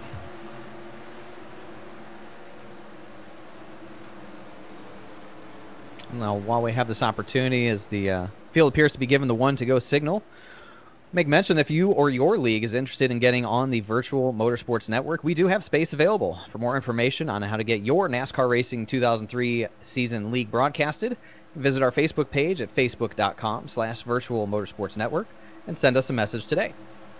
Give a big call to some of our associates and sponsors who came on board here. You see them up on the ticker, provided by many of those who are a part of the NASCAR Racing 2003 community here, and we'll talk about them as the race goes on, but really do appreciate their support. So you'll see their logos pop up at the top of the ticker, and we'll highlight them as this race goes on. But for the time being, as the field goes down the back straightaway, we'll take a look at your current top 10 before this restart comes out. It is Tyler Mallon up front with Davey Hazard, the number 8 of Chad Mikas, 20 of Matt Watkins. Adam Cudall up there as well, along with the 53 of Sean Whitehill, Brandon Hawken, Kyle Riley, Jeffrey McClintock, and Brian Mercurio will round out the top 10. So Cudall making his first appearance up inside of the top 10 there. That 33 M&M's Toyota That's a guy to keep an eye on. He won at the Roval last year in a pretty big surprise. Not a guy who's gotten many wins. I think that might be his only series win, if I recall correctly, but what a dramatic one that was at the Roval. So now the 33 up in the hunt as the field in control of Tyler Mallon coming into the restart zone, waiting for the command to get this race back underway here on lap 46. There it is, green flag back in the air. The field is back underway. And right now, Tyler Mallon taking advantage of being the lead pack car. He'll pull out in front, be a couple car lengths in front of that outside line. He has Chad Mikas right behind him. Again, we're going to the end of lap 51 listed on your screen for the end of the stage instead of 50. The one lap was for these guys to get set in their order before the race got under the green flag. So we'll go a couple more laps before stage 1 ends. Right now, that bottom side is really starting to form up. A lot of support there as the top 4 or 5 cars of Mallon, Mikas, Kodal, Hazard, Brandon Hawkins, Jeffrey McClintock, just a few of the names up there starting to form up on the bottom. Not a whole lot happening there on the top side as Michael Frisch, Mercurio, that 53 machine, and Watkins trying to make something happen there all the way up by the wall with just a couple laps to go in stage 1. Slam drafting being utilized there. Look at Whitehill in that number 53, trying to get the 20 of Matt Watkins going. Mercurio there. I see the 58 of Michael Frisch, the 01 of Jake Poulin. Those guys have seemingly been inseparable as they work down the back straightaway. Now the 53 peaks to the outside. This isn't going to help his cause as Mercurio's not going to go with him. He will suck up to the back of the 20. So unfortunate for Sean Whitehill. Nobody went with him, but he thought was going to be the right move. Now that 53 stuck up on the high side and falling to the rear. So Mercurio latches onto the back of Watkins, trying to shove him up to the front. No change up front right now, as it is still going to be Tyler Mallon leading this field. Chad Mikas in second place, pushing him here. And for my counts, 3 laps to go in stage 1. 3 laps to go, and we have 3 Macaroni drivers all at the top there, right in a row. McClintock, Riley, and Carmichael trying to make something happen on the outside lane. They'll pull up in front of the 3 car originally slated for Retta. It's going to be Brandon Hawken instead, as they'll continue to make some momentum there on the top side. They have Frisch, Naraki, a couple other drivers, Jake Poulin up there trying to make something happen as we're going to approach 2 laps to go this time by as Tyler Mallon continues to lead the field, making himself a stage win here. Got to see how aggressive these guys are going to be at the line. And have to remember, got to cross the line and then continue racing. No yellow flag after stage 1. But how about that top side? It looks like they're starting to gain some steam. Outside is starting to form up really nicely, led by the number 78 there of Jeffrey McClintock as Matt Watkins jumped down to the bottom side. But look at Brian Mercurio looking, searching for room behind the number 3 of Brandon Hawken. If he can get outside there, that's obviously the place that they want to go. Mallon and company not going to get off the yellow line. Here goes Mercurio now up in front of McClintock. He's got help from behind from Kyle Riley and the 76 of Noah Carmichael, 58 of Michael Frisch. This outside line starting to build some steam. It's going to be 1 lap to go in stage 1 this time by. 1 lap to go in stage 1. We'll see if anybody up in those top 5 elect to go to the high side and try to get some stage points, try to go after this stage win. Tyler Mallon, as they go into turn number 1, he will hold steady there on the bottom. Everybody else in tow. Nobody pulling up in front of Mercurio just yet. They're on the outside. We'll see as we go along the Daytona super stretch if anything is going to happen. It looks like that bottom line pushing each other well, all committed as we'll go into turns 3 and 4. A little bit of a wiggle out of Jeffrey McClintock as Zach Rogers look to make a move beneath him. See if anybody makes any desperation moves coming off of turn number 4 to the end of stage 1. It looks like Tyler Mallon will have them covered. He'll take stage 1. Looks like stage 2 is starting right now. Chad Mikas will end up second. We'll give you a quick rundown here in just a moment. But Tyler Mallon, he'll win the first stage of 2019. Great run to the line there as Tyler Mallon picks up the first stage win of 2019. And Joe, if you have an opportunity, you have it written down, if you could give the top 10 for the points getters for stage 1, we'd really appreciate it. Yeah, absolutely. You know, we'll come live over the air real quick and give you a quick rundown. We had the 08 of Tyler Mallon, the 8 of Chad Mikos, the 33 of Adam Kodal, Davey Hazard, Brandon Hawken, Matt Watkins, Zach Rogers, Brian Mercurio, Zach Buchanan, and the 78 of Jeffrey McClintock were your top 10 after the conclusion of Stage 1 here at Daytona. There you have it. We're a quarter of the way through this Daytona 500 now. And Tyler Mallon finds himself out front, winning Stage 1. And Blake, interesting to see no real moves made there by anybody behind him. Mikas and Kodal, really no attempt to take that away from him. Everybody just stayed in line. Why do you think that is? Well, I can obviously get the point. You want to be a little bit conservative. Even though this is the end of Stage 1, there are points on the line. Some of these guys feel like 1 or 2 stage points isn't really worth it to try to maybe go up, cause an accident, and to be out of it for Stage 2, and obviously the ultimate prize of being the 2019 FTF Daytona 500 champion. So some of these guys up front, obviously we will not see those moves in about 150 laps towards the end of this thing. But can't really blame those guys up front already in a top 5 position. Get a little bit of points to put in the bag to start the season and not make anything crazy happen. And I'm not surprised either that that top side has started to die down a little bit after Stage 1. Is now no points up for grab for about another just under 50 laps. So we'll start to see that top side probably die out here in a little bit. Still got to look forward to those green flag stops. Had to pit with just about, 5 laps to go in Stage 1, so we'll be looking probably about 30 laps forward here in Stage 2 before some of these guys elect to come down pit road. A little house cleaning here, give you an idea of where some of the other drivers are right now. I can tell you there's 33 drivers after that big wreck that brought out the second caution flag of the race. There's 33 drivers on the lead lap. Taylor Morgans has now officially retired that number 36 machine, so your pole sitter out early here. That will leave 32 cars now on the lead lap. Henry Nova in the 74, 1 lap down. And that's Alvarez in the 68, 3 laps down. Retirees, again, Taylor Morgans, Dante Ricky, Nathan Chiani, Arnold Columbia, and Doug Lockrow. So unfortunate for those guys. Their race comes to an end prematurely, and for Taylor Morgans, the pole sitter, we talked to him at the top of the broadcast. He seemed pretty enthusiastic, seemed pretty excited, ready to go here for Daytona, but unfortunately for him, the pole was not going to be the key, and he will not find himself in victory lane here tonight at Daytona. Well, unfortunate for Morgans, but with a lot of these guys like Justin Melillo, Kevin McAdams missing out on this race, looking forward to kind of the full points picture for this evening. Obviously, Morgan's only going to come home with just a couple points after Stage 1 there, as he'll end up finishing 35th. I believe that'll get him 2 points for the season standings. But he's not really losing a lot of ground to some of the names and faces that we think are going to be running up for the championship and deep into the playoffs this year. Not a whole lot of guys in this race right now, veterans of FTF and traditionally up in the point standings. So some of these guys that typically run up front, don't collect any points and miss this race or fall out early, may not be a detriment for that ultimate playoff run, but obviously his have to wait another year before he can try to put a 500 trophy in his case. Yeah, the wins will come for Taylor Morgans. I think you and I both know that.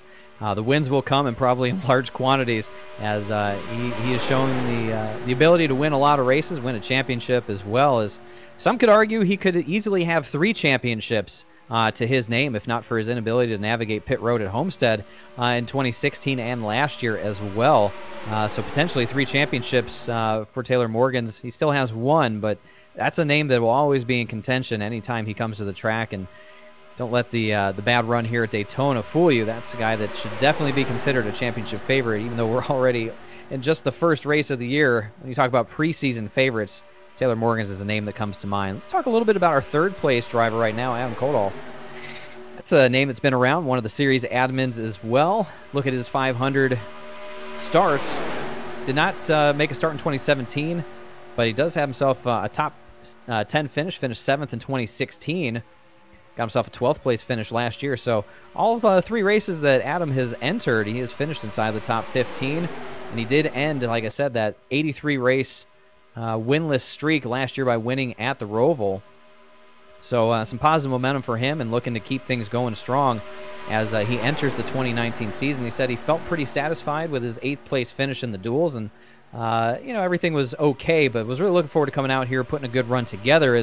Oh, look at this. Micus comes off the bottom. Cordall gives him the spot back, and that is going to check up the inside line. David Day down to the apron there as they scatter, and you see, Blake, right there, that little bit of loss of energy as Cordall did a friendly thing to let Chad Micus back in. The checkup effect that it had back through the field, like an accordion effect, really broke up that inside lane. Thankfully, everybody able to hold on.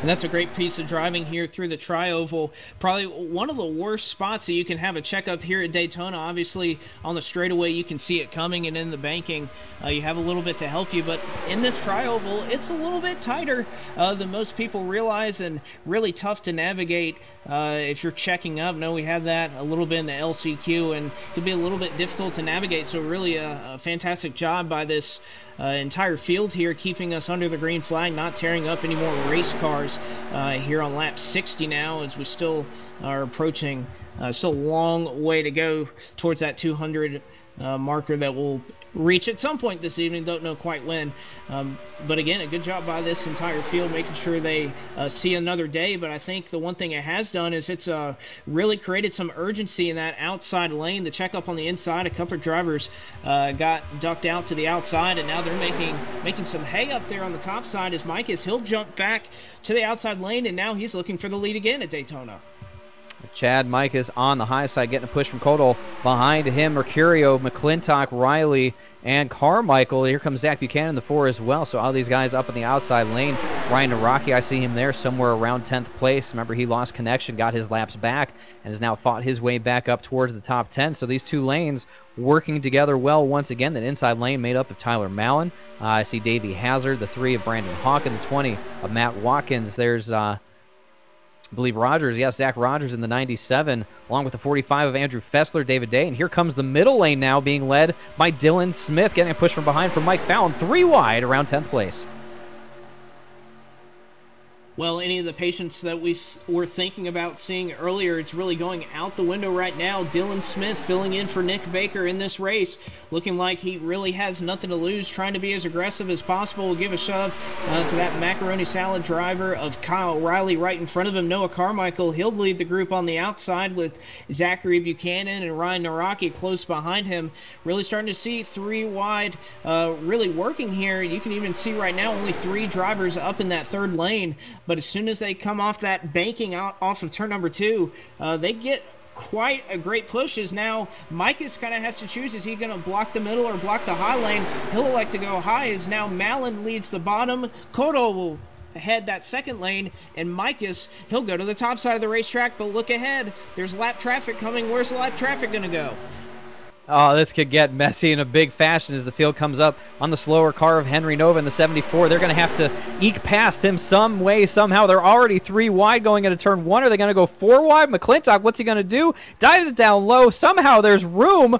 Oh, that worked out perfectly for the field to get 3 wide as they go past Nova. I don't know how in the world that worked. Just really good luck for the whole field to be able to pull that off, as Henry Nova had absolutely nowhere to go. But look at what it did to the field. It completely broke up that 3 wide racing, as Chad Micus now falls back somewhere around the 8th position with help from behind from Brian Mercurio and Kyle Riley. Really tense moments there, Blake, and they managed to pull it off. I had no idea how that was going to pan out, but somehow they managed to make it work, and what a credit to the drivers here at FTF.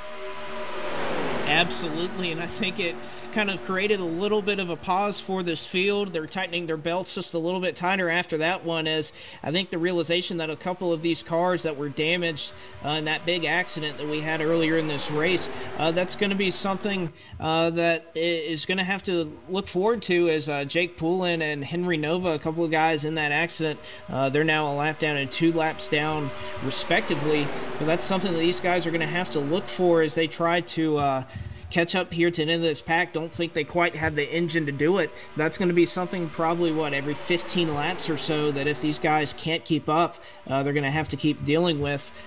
Jake Poland, he'll elect to come down pit road, maybe pulling behind the wall or trying some different strategy. But that's one thing that this field's going to have to look forward to. If they're going to go 3 wide, there's going to be a lap car every 15 or so laps. We may have a few more hairy moments just like that here shortly.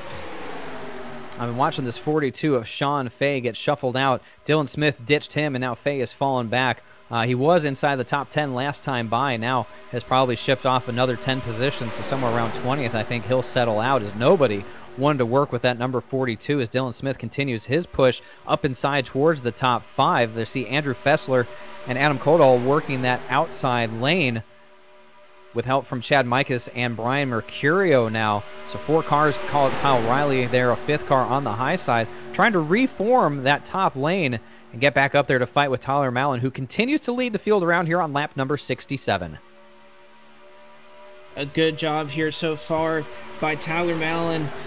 Came in and started up front in the top 15.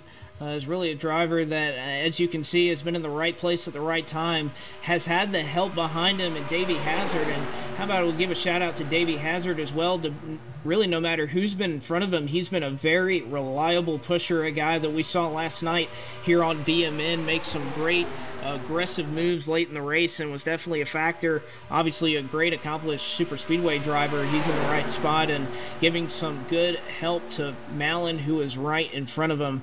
Again, about 20 or so cars, 31 cars right now on the lead lap in this top pack. We're on lap 67 of 200 to make up this Daytona 500.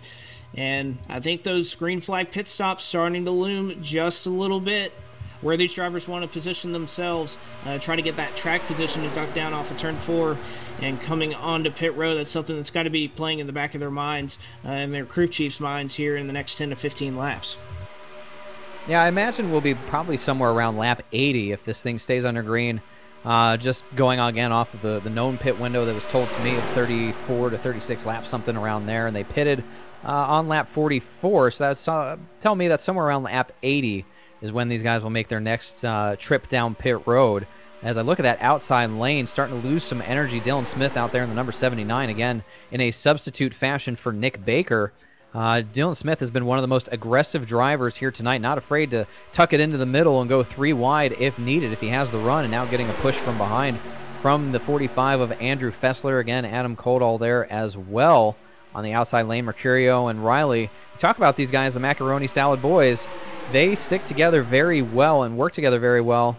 We saw that last year in the 2018 season at Talladega, the teamwork that they put on to really give a good twist to that race that was very team dominated.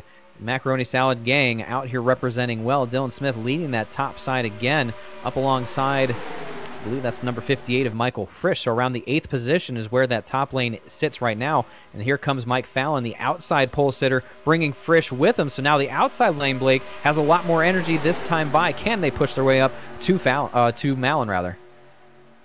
I don't know, Dave. Those top 4 or 5 are really, really tight, and you can just see the run. We saw a big gap there behind David Day, but Dylan Smith able to pull up there relatively quickly. Again, I think that top side really can get the momentum and energy in this thing, and all you need is a good push there. That it looks like that top, or the bottom side rather, going to be slowed up a little bit by Zach Rogers, starting to warp a little bit. Experienced some internet issues up front. He'll actually pull down and do the gentleman's move there. He'll pull down to the inside of the apron, try to merge back onto the track. You're going to have to choose a good spot to do it. The field will let him back in. Oh, and a little bit of contact, but they save it. What a save by those guys, and great driving to give Zach Rogers some room to come up onto the back stretch. That could have been a close moment for that 15 car, but they keep it green. Lap 72, and again, Dylan Smith, he's now elected to go to the outside lane and try to lead Mike Fallon and the rest of that outside line of the charge to finally go up and take the lead from Mallon. We talked about, I believe it was in the Do It for Dale Duels a few weeks ago, the Mallon and Fallon show, If Mike Fallon can find his way back up to the front, which it appears that outside lane is charging down the back straightaway, we may be able to revive that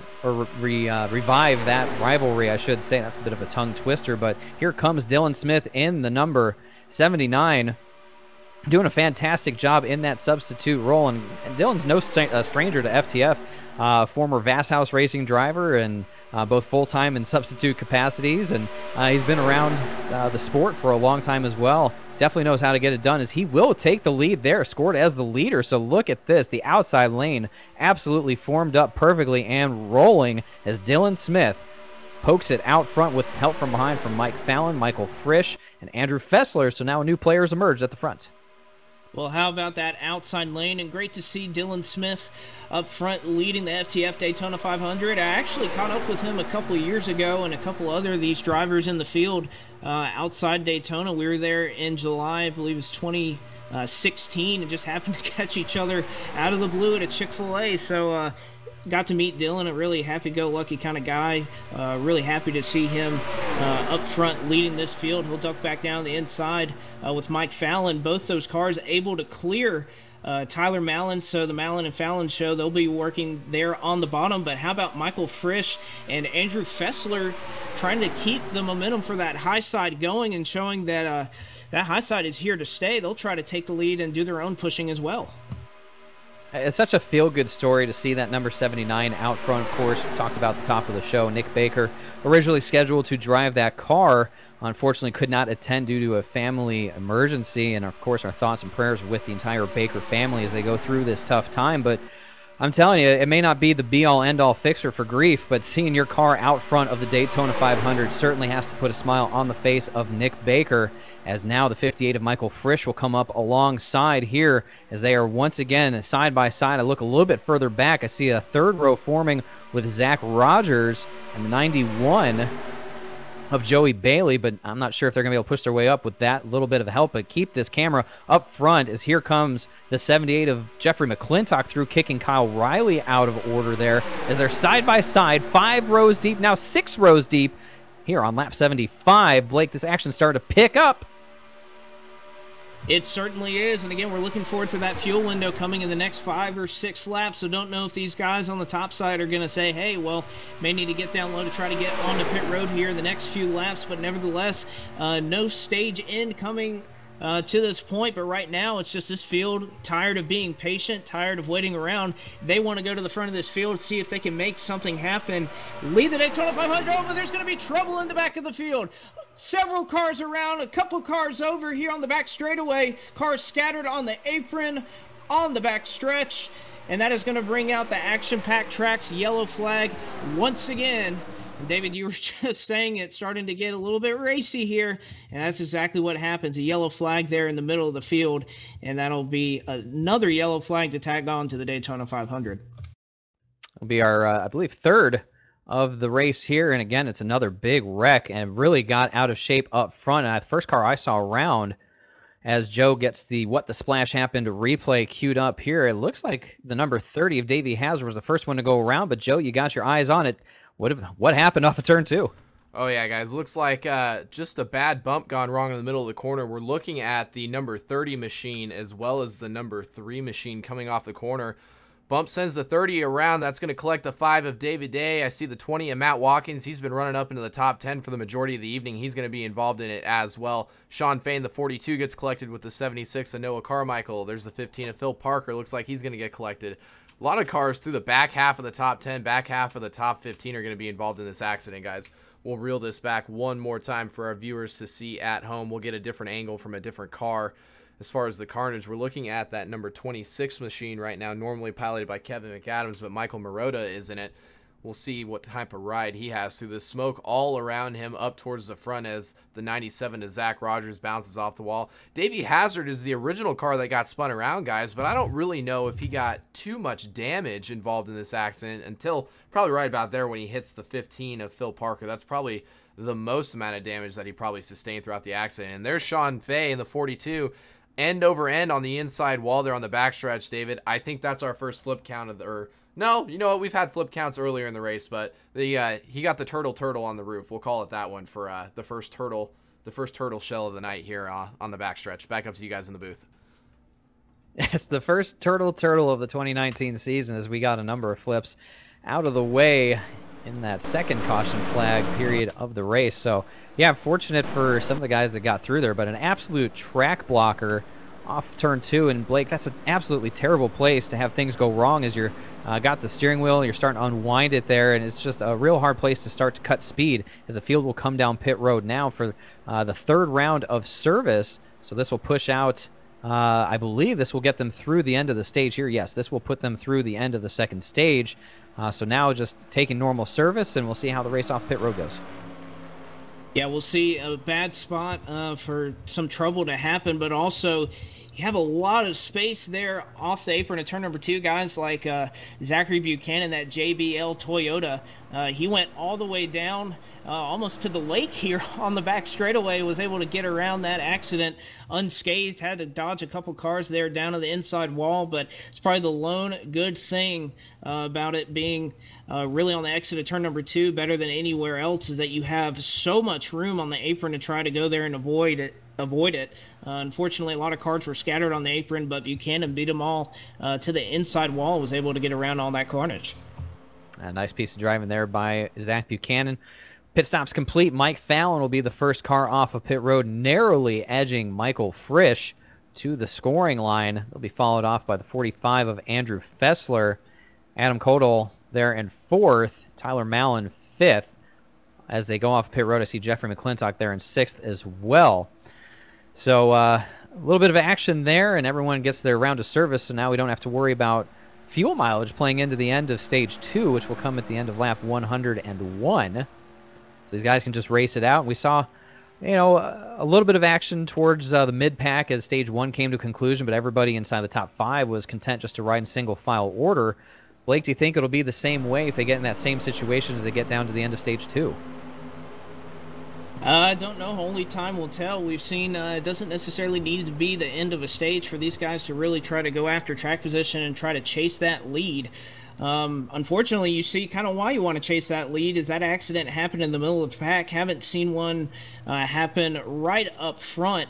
So if you can get inside that top 2 or 3, that's why it's a really coveted spot out here on the racetrack, is that's where guys want to be, so you can miss all those accidents. And if an accident does happen up there, well, it's probably going to collect the whole field anyway. So we'll see if these guys are able to make something happen here. How about Mike Fallon up at the front of this field? He will resume the lead. And then how about a guy that is kind of new here, has a really unique and very cool paint scheme. Also loves the number font on that 45 machine. That is Andrew Fessler. He's never finished outside the top 10 in this race in 3 starts. He finished 10th 2 years ago and 4th in 2016, 9th in 2015. So a guy that is very used to seeing the front of this field in this race, and kind of starting to peak at the right time. Didn't really talk about him early on, but he's up here and he's a factor now. Yeah, Fessler, no stranger to the front of plate tracks as well, runs very strongly on these types of tracks. So we take a look at the top 10 as the field is double file getting ready for the restart. Here it is. Mike Fallon will lead them to the green. Andrew Fessler to the outside. Adam Kodal there in 3rd. Tyler Mallon 4th. Jeffrey McClintock 5th. Chad Mikos in 6th. Ryan Mercurio 7th. Brandon Hawk in 8th.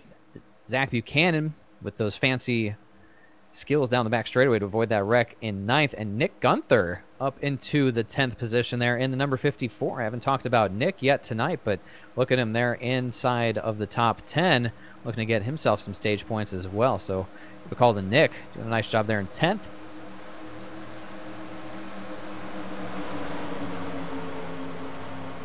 The field works through 3 and 4 now. Get ready for this next restart, Blake, and these guys got a little bit of action out of the way. Now 2 big wrecks. Not sure what effect that may have on the retirees. I still see everybody that was running before that wreck still running at this point. So obviously the chaos and the damage not as bad as the first one. This field gets ready for the restart now. Mike Fallon, the control car, lead them down into the restart zone. Oh, they're going to call it off. It's going to be 1 to go at the line this time by. So no restart. We get 1 more lap here under pacing. But how about Nick Gunther in 10th place, Blake? giving a good ride there. Don't hear from him all too often. Seems to fancy the short tracks more often than anything else, but out here at the big track, got that 54 up in 10th.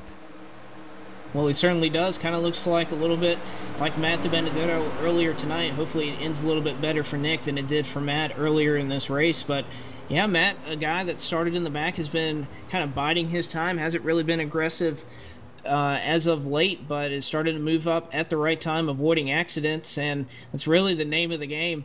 And or Nick, rather, I'll correct myself there. But also another thing I was going to say is actually Matt Muir there in the 74 machine is why we delayed the green flag.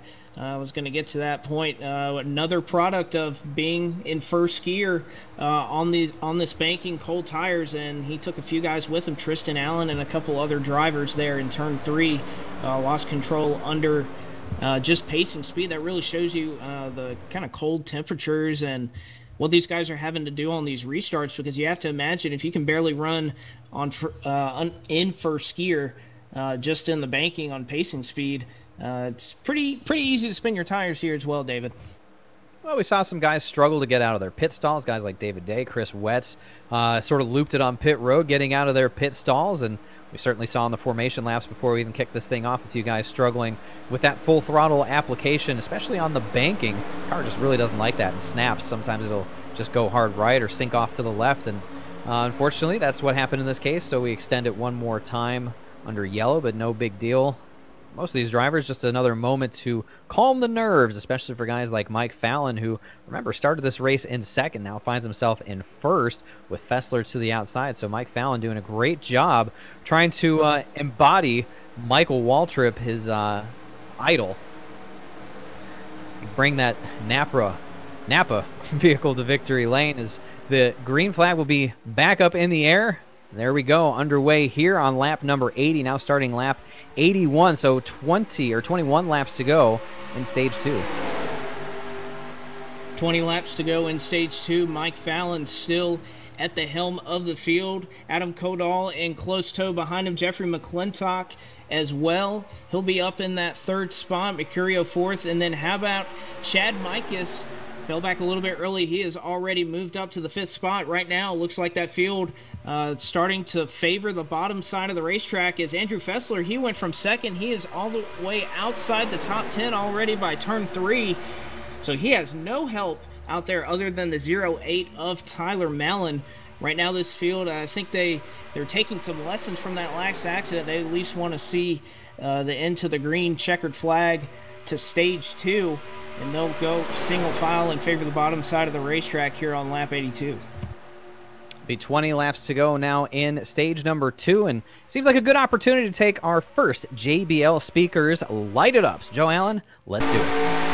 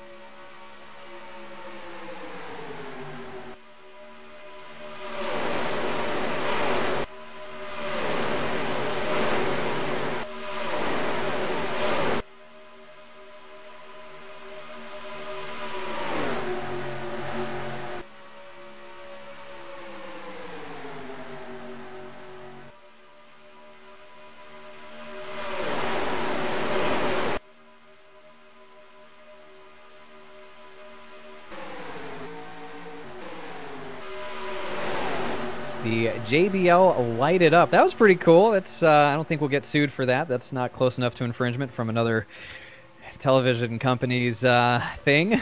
We should be clear there. But a big thanks, of course, to Noah Carmichael for sponsoring the JBL Speakers Lighted Up session. We'll do a couple more of those. Something different for the broadcast here. Something special to do is here comes Chad Mikas now poking to the outside lane as we rode on board with Zach Buchanan, that JBL-sponsored machine, now pushing the 8 of Mikas to the front. And look at who they're bringing with him. Nick Gunther there. We talked about him before we went back to green, but a little disorganized as a little tap from behind sends Buchanan up the track.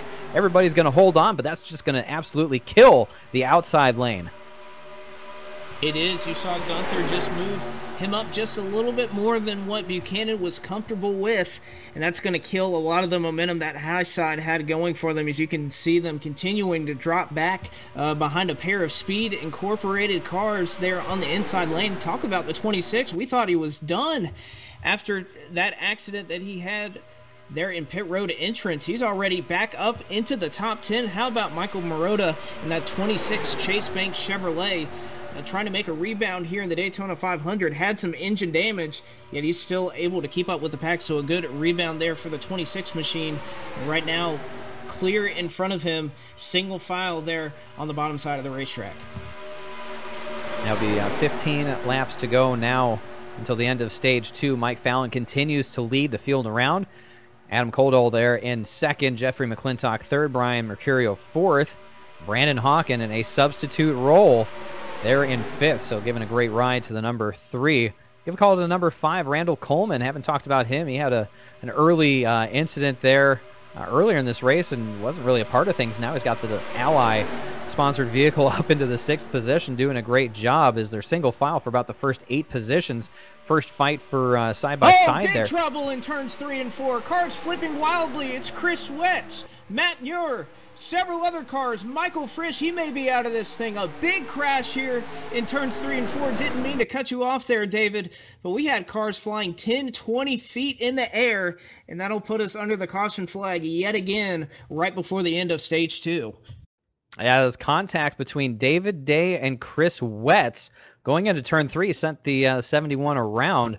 That'll put us once again under the Action Pack Tracks yellow flag, as we'll get another look at the What the Splash Happened replay with Joe Allen.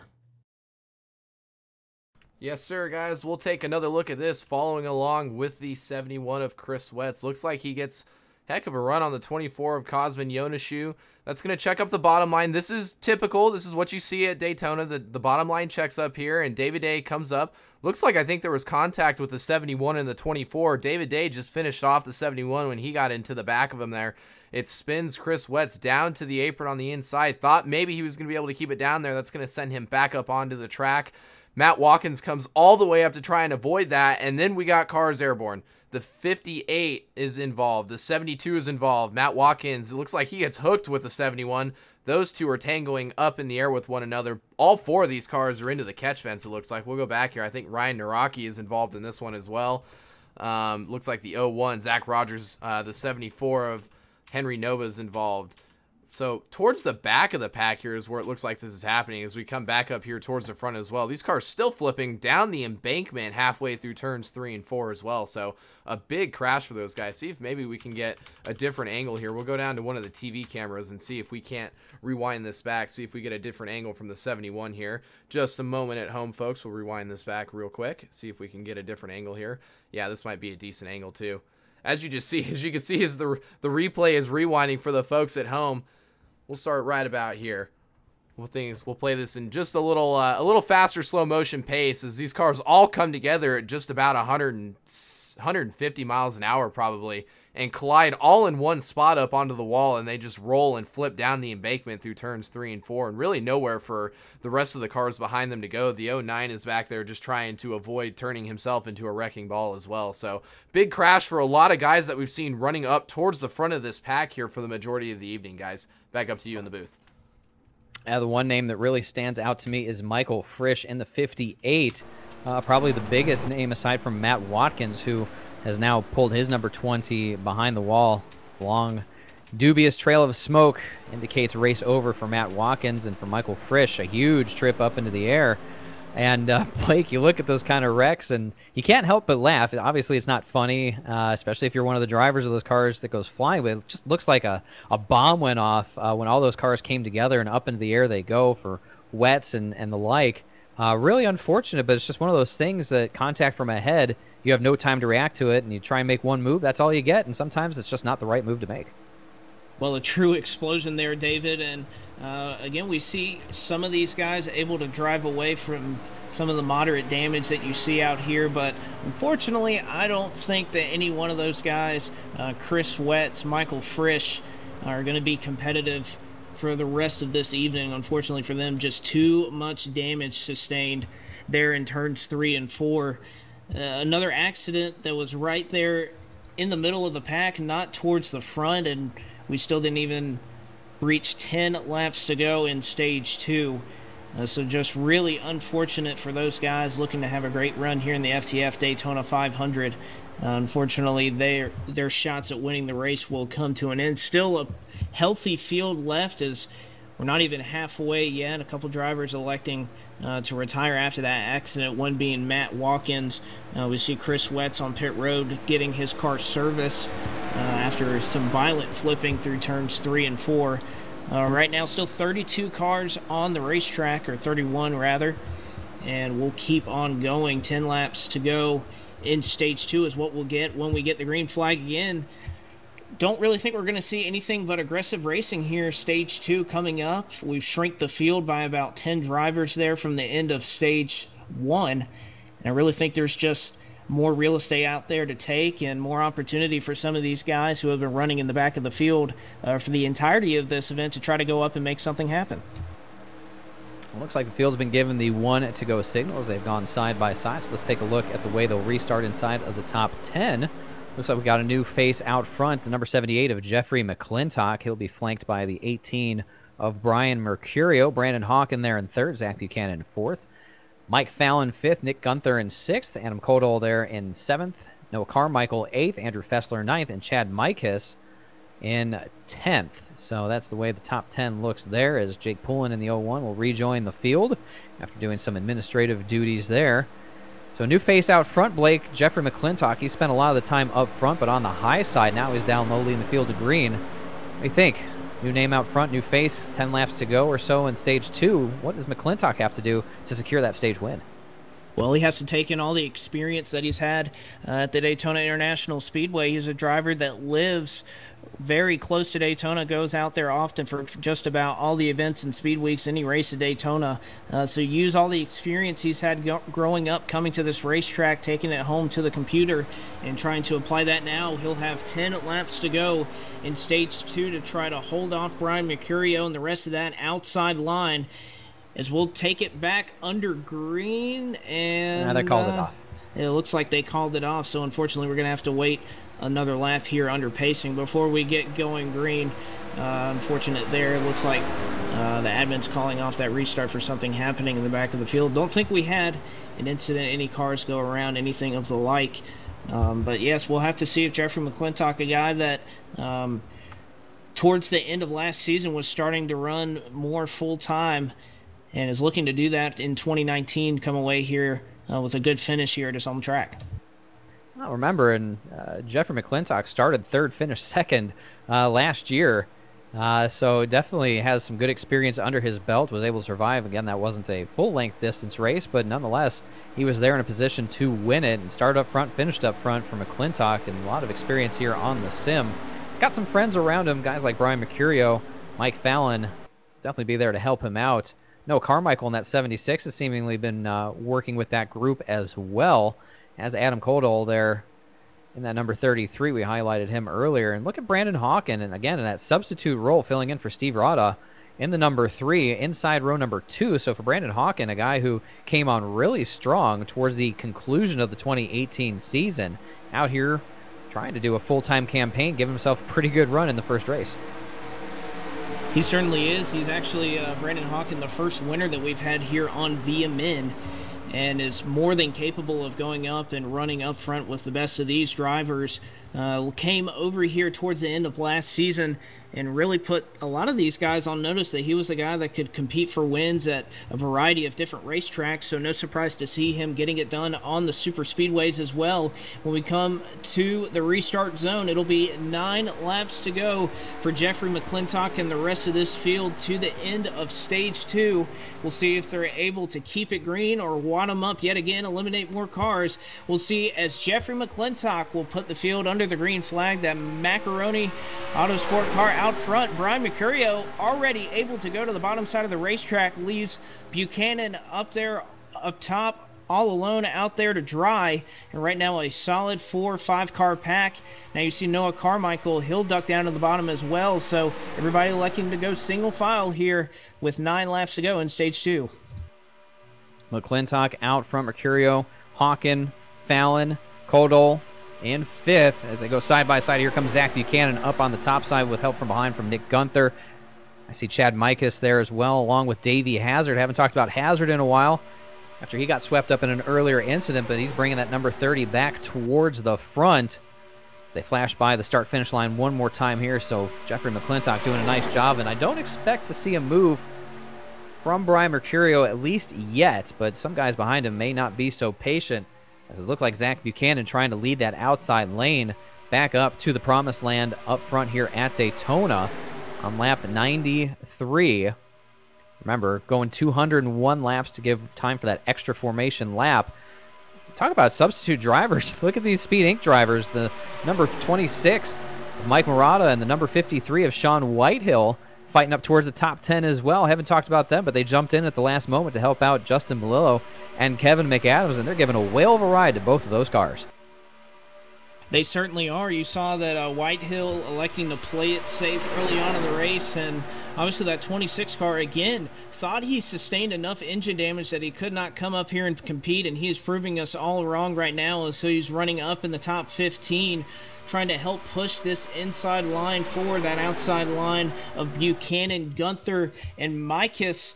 Coleman will jump up there as well, just not getting any steam down the back straightaway. Looks like that bottom line's going to be able to pull away. But will any of those drivers that are sitting in line right now, it's when one of them will make the move. A guy like Fessler, Mallon, a couple other drivers, when they're going to try to make their move to go out here and get some stage points. Racing to the end of lap 101. That'll be the end of stage 2 here.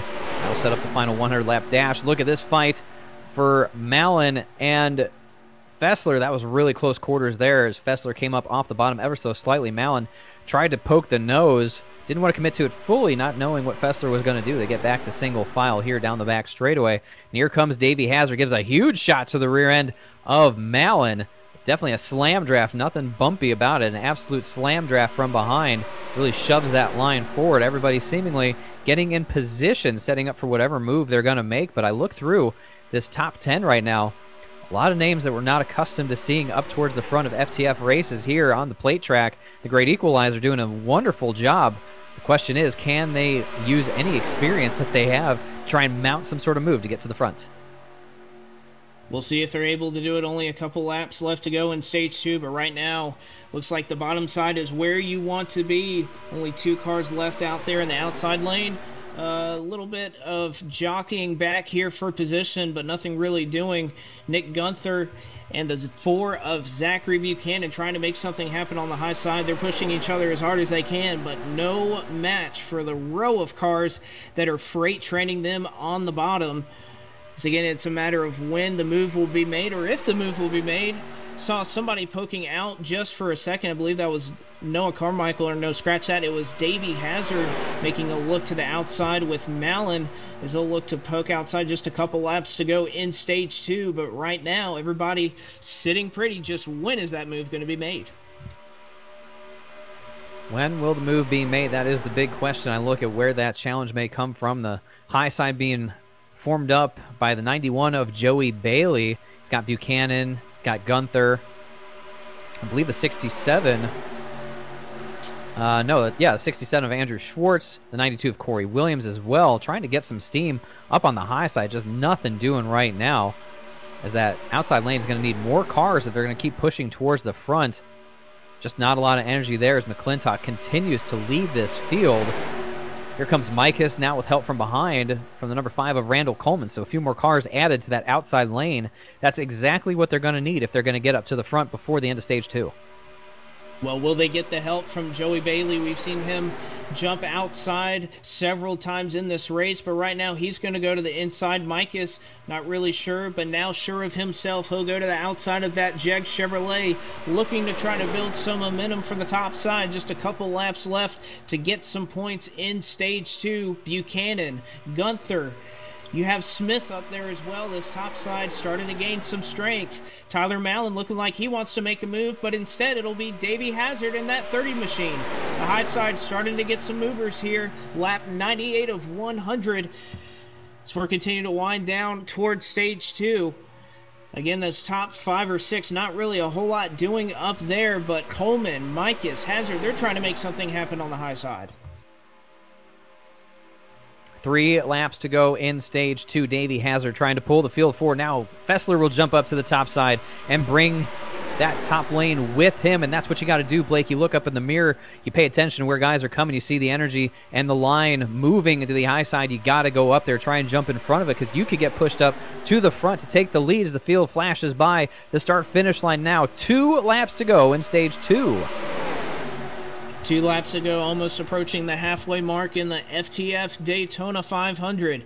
Currently led in the field, it is Jeffrey McClintock, who has held on to the lead after that restart. Mercurio in second, third, Brandon Hawken, fourth, Mike Fallon, and fifth, Adam Koldol. However, look on the high side, Andrew Fessler, we were talking about him earlier, starting to make a hard charge there for these stage points. They'll come into turns 3 and 4, looking to side draft there with Fallon as they'll go by a couple of lack cards in Wetz and Muir. We're going to take the white flag this time. 1 more round to go in stage 2. Can that outside line get there? Led by Andrew Fessler. They're up alongside the 4th place car now of Mike Fallon. Another good push from behind. Davey Hazard doing everything he can. He's got Chad Mikas. He's got Tyler Mallon with him there as well, along with Randall Coleman in the 5. Zach Buchanan, Nick Gunther, and Joey Bailey make up that outside lane. Need a few more bumps if they're going to make anything happen. Will there be a move from Mercurio in second or Brandon Hawken in third? Down into turn 3 now. Seemingly nobody going to jump out of line inside the top 4. And much like the conclusion of stage 1, a very tame behavior from that inside lane is going to be Jeffrey McClintock leading him back to the stripe to win stage number 2.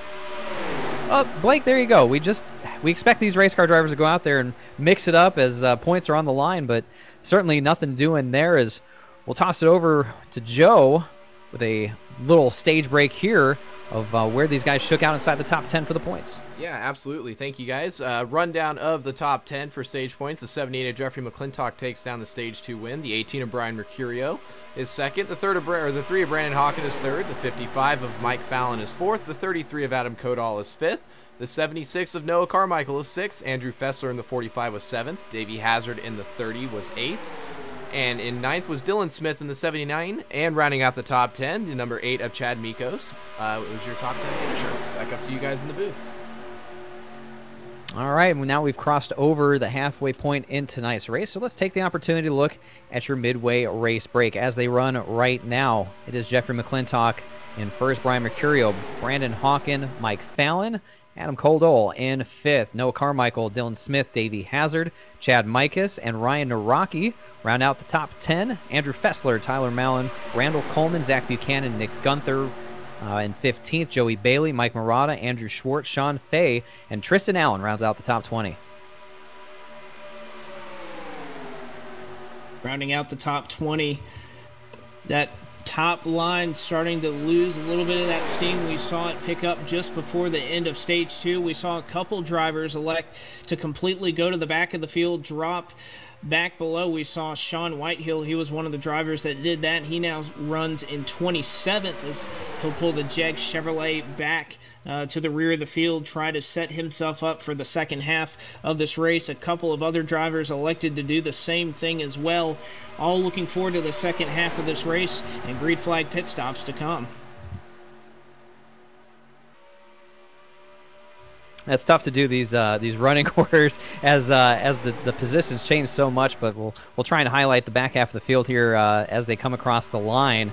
Make sure I don't forget anybody here. It looks like David Day somewhere around 20th, Kyle Riley in 21st, Cosmin Yonishu there in 22nd, Zach Rogers 23rd, Tristan Allen 24th, Phil Parker in 25th, Sean Whitehill in 26th, Corey Williams 27th, Jake Poulin, the last car on the lead lap, in 28th, Henry Nova 29th, 1 lap down, alongside Chris Wetz there in 30th, also 1 lap down. The last car running in the field is Matt Muir, number 72. He's 2 laps down.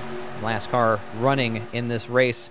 The rest of these drivers getting a DNF. Matt Watkins, Michael Frisch, Taylor Morgan's the pole sitter, David Alvarez, Dante Ricky, Nathan Kiani, Arnold Columbia, and Doug Lockrow there in 39th and last. So that's been a look at your midway race break as the 2019 version of the FTF Daytona 500 roars on, currently on lap number 106.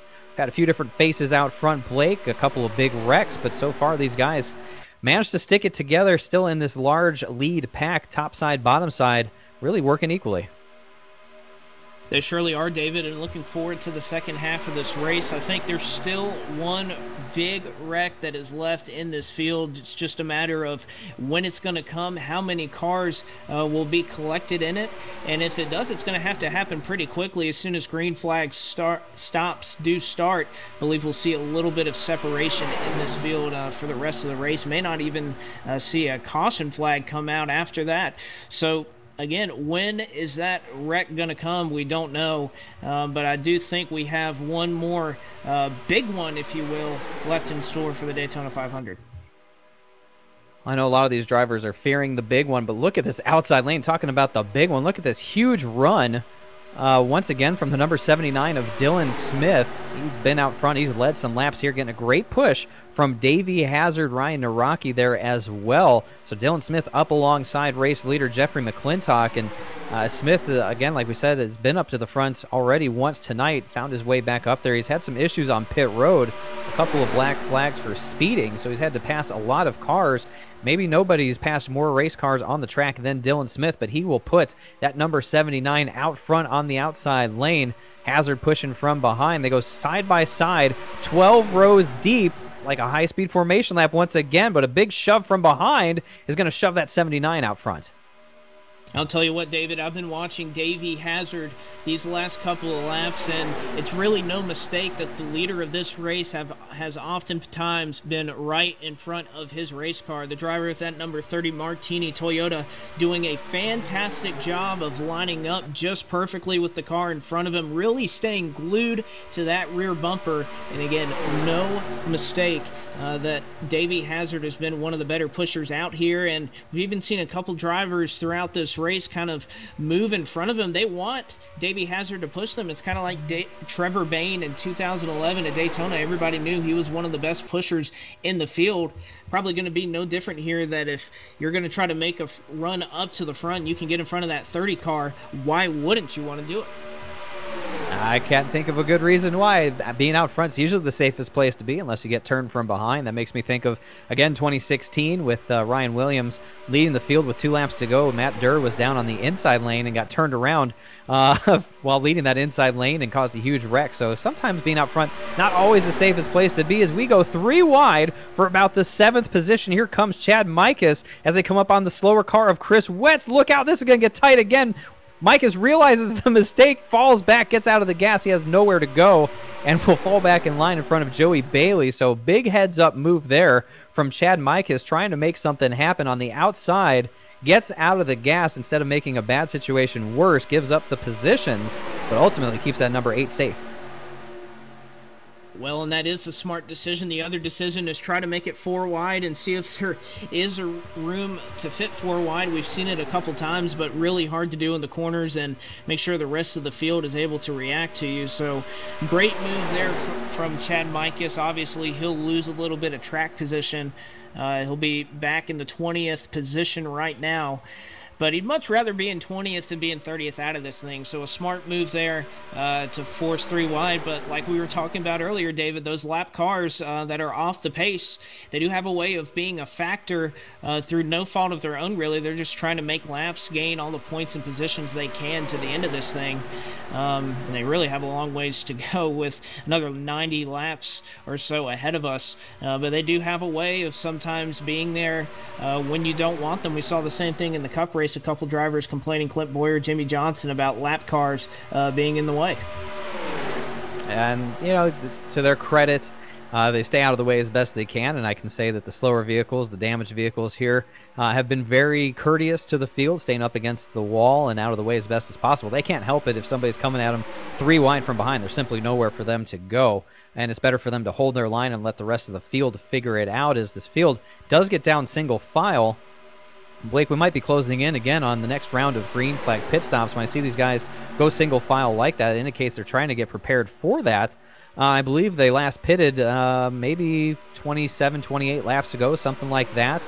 Feel free to correct me if I'm wrong, but we might be closing in on the next round of service. We just might be, of course, in the next couple of minutes. We may see those guys, some of them doing it audibly here in TeamSpeak, and some others will put it up in chat that they're waving their hand, electing to come down pit road. Have not seen that yet. Some of these guys will be a little deceptive, do it at the very last second to try to hide their craft here. But like you said, everybody going to the bottom side leads me to believe that you're right, and in the next couple of laps, won't be surprised if we'll see a couple drivers duck down on pit road. The real question is 2 tires the call? No tires, 4 tires? Didn't really run a long enough race earlier in the last chance qualifier to see how much tires mattered. We did run 3 times the wear what these guys are running, and it did end up mattering just a little bit, but obviously, you know, at Daytona here on these super speedways, and specifically in our 2003 community, tires aren't the most important thing here at Daytona. You just have to plan out when you're going to take 2 and what side you're going to take them on, and obviously looking forward ahead if you're going to be able to take no tires at all or take just a can later on down the stretch. From what I understand, talking to a couple of drivers before the race, if you're running out the fuel completely and coming in when it's on empty, you do have time to take 4 tires. And so if you have time to take on 4 tires while you fill up the fuel tank, really no reason not to. Now, if you're in a situation where you're not taking on a full fuel load, 2 tires definitely can come into play. We've seen guys like Tyler Mallon certainly take 2 tires and get away with it and be up front because that track position means so much. So it seems like either strategy could really work for the driver depending on the situation. My belief is that they'll take on the fuel needed to get to the end, of course, but they won't waste any additional time taking on tires if they don't need to. I don't believe the tire wear was enough that would necessitate always taking 4. So I think you can take right sides on one stop and then come down and do left sides on the next one, and you should be okay. As this field remains single file as they run now on lap 115. First side-by-side battle I see is for about the 13th or so position between Mike Murata in that 26 and Andrew Fessler in the 45. Here comes Zach Buchanan with help from behind from Nick Gunther, taking a jump to the top side for around that 10th spot. Well, and I think the one thing about Murata, he's done a great job of bringing that Chase Banks Chevrolet back up into competition. But unfortunately, as I've been watching his car quickly, it is a little bit damaged. And even though he's been able to get back up into the top 15, it's obvious that that car is lacking just the right amount of horsepower to try to be competitive and go to the front of this field. Is being able to use the rest of the draft, being able to block some drivers off to hold his position, but I don't think it's any secret some of these guys are trying to make moves around him when they approach the 26 car. So although he's able to keep up right now, I do think that that 26 has some engine damage when he gets out of the gas, and may not be a factor to win, but nevertheless still trying to put a good effort out there for Speed Incorporated. And looking back at my notes here, I believe the field last pitted around lap 88. So doing a little bit of math, this would be somewhere around 30 laps since they last took service, and we said the pit window somewhere between 34 to 36, thereabouts. So we might be within 5 to 6 laps of these guys coming down pit road for the next round of stops to take on fuel, and that's probably going to leave them with, if they come down in 5 or 6 laps, puts them around lap 123, 124, we'll say. somewhere in that realm, and they'll probably need a couple more stops to get to lap 200. So far from finished here at Daytona. No change out front, as it is still Jeffrey McClintock leading the field around in lockstep with Brian Mercurio, Brandon Hawken, Mike Fallon, and Adam Koldal. Noah Carmichael there in 6th, Davey Hazard in 7th, but here comes once again that outside lane powered by who else? Dylan Smith in the number 79, the man who has not been afraid to make any moves here tonight at Daytona, leading that outside lane with a charge and a push from behind from Andrew Fessler.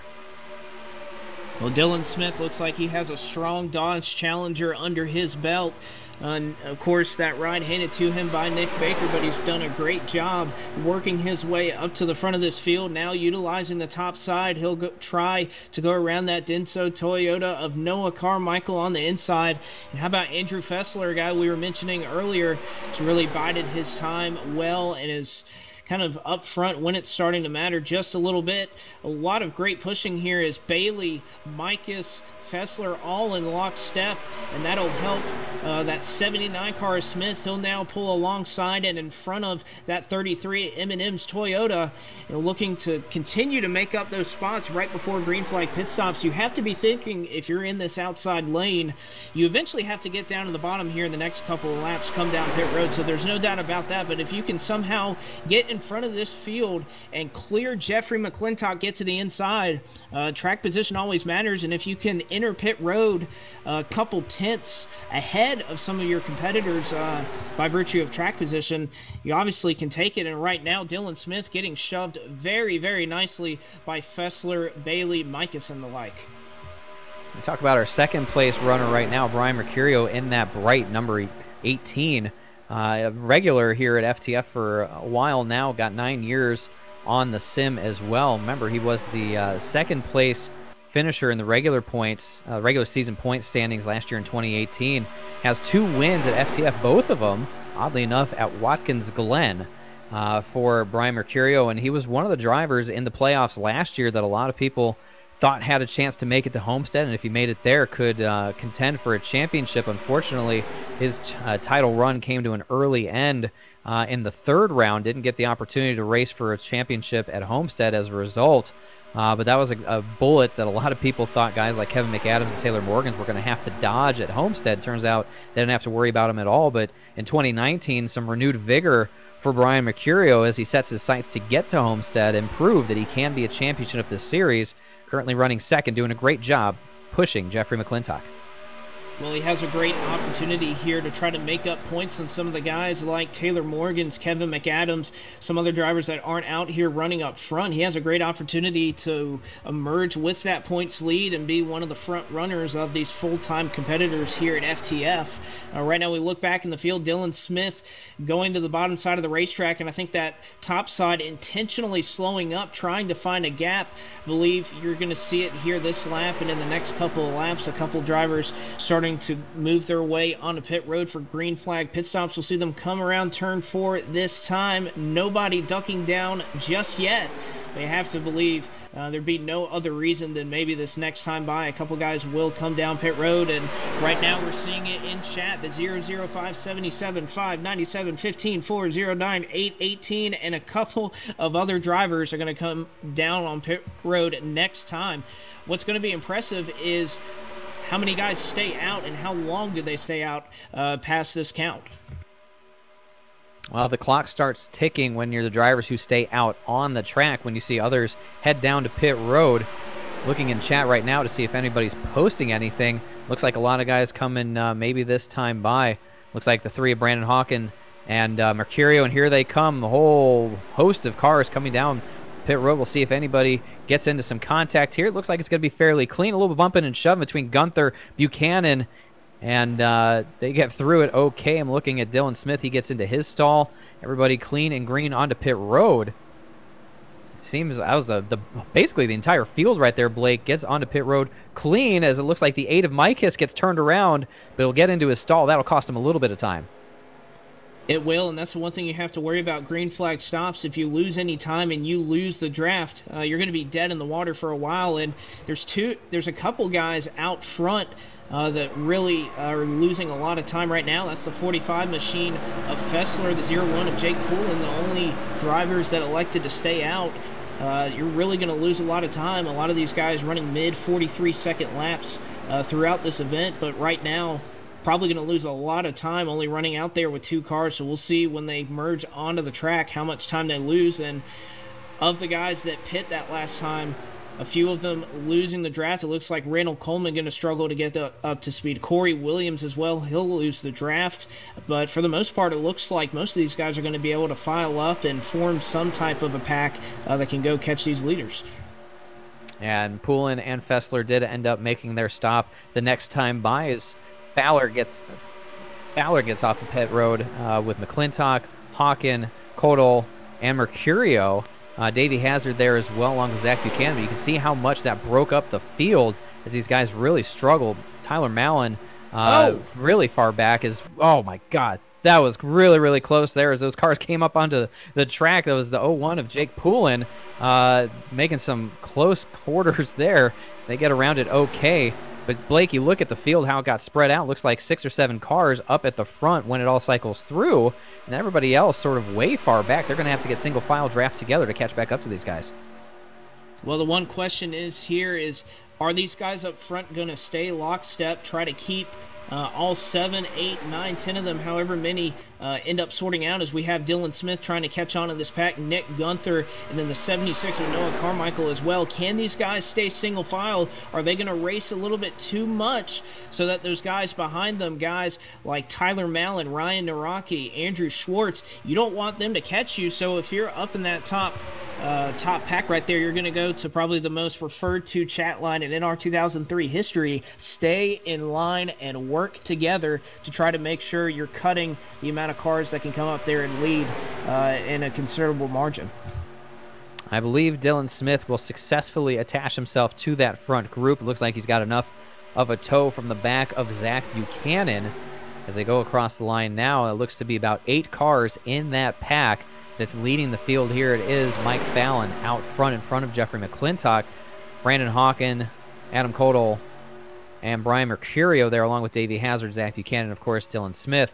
Nick Gunther in 9th, sort of a man on an island by himself, along with Noah Carmichael. And then that second group made up of Mallon, Naraki, Schwartz, Poulin, Whitehill, Mikas, Fessler, Zach Rogers, Joey Bailey I see there as well. So that second pack is really going to have to work well together, but they go side by side. This isn't going to help their cause.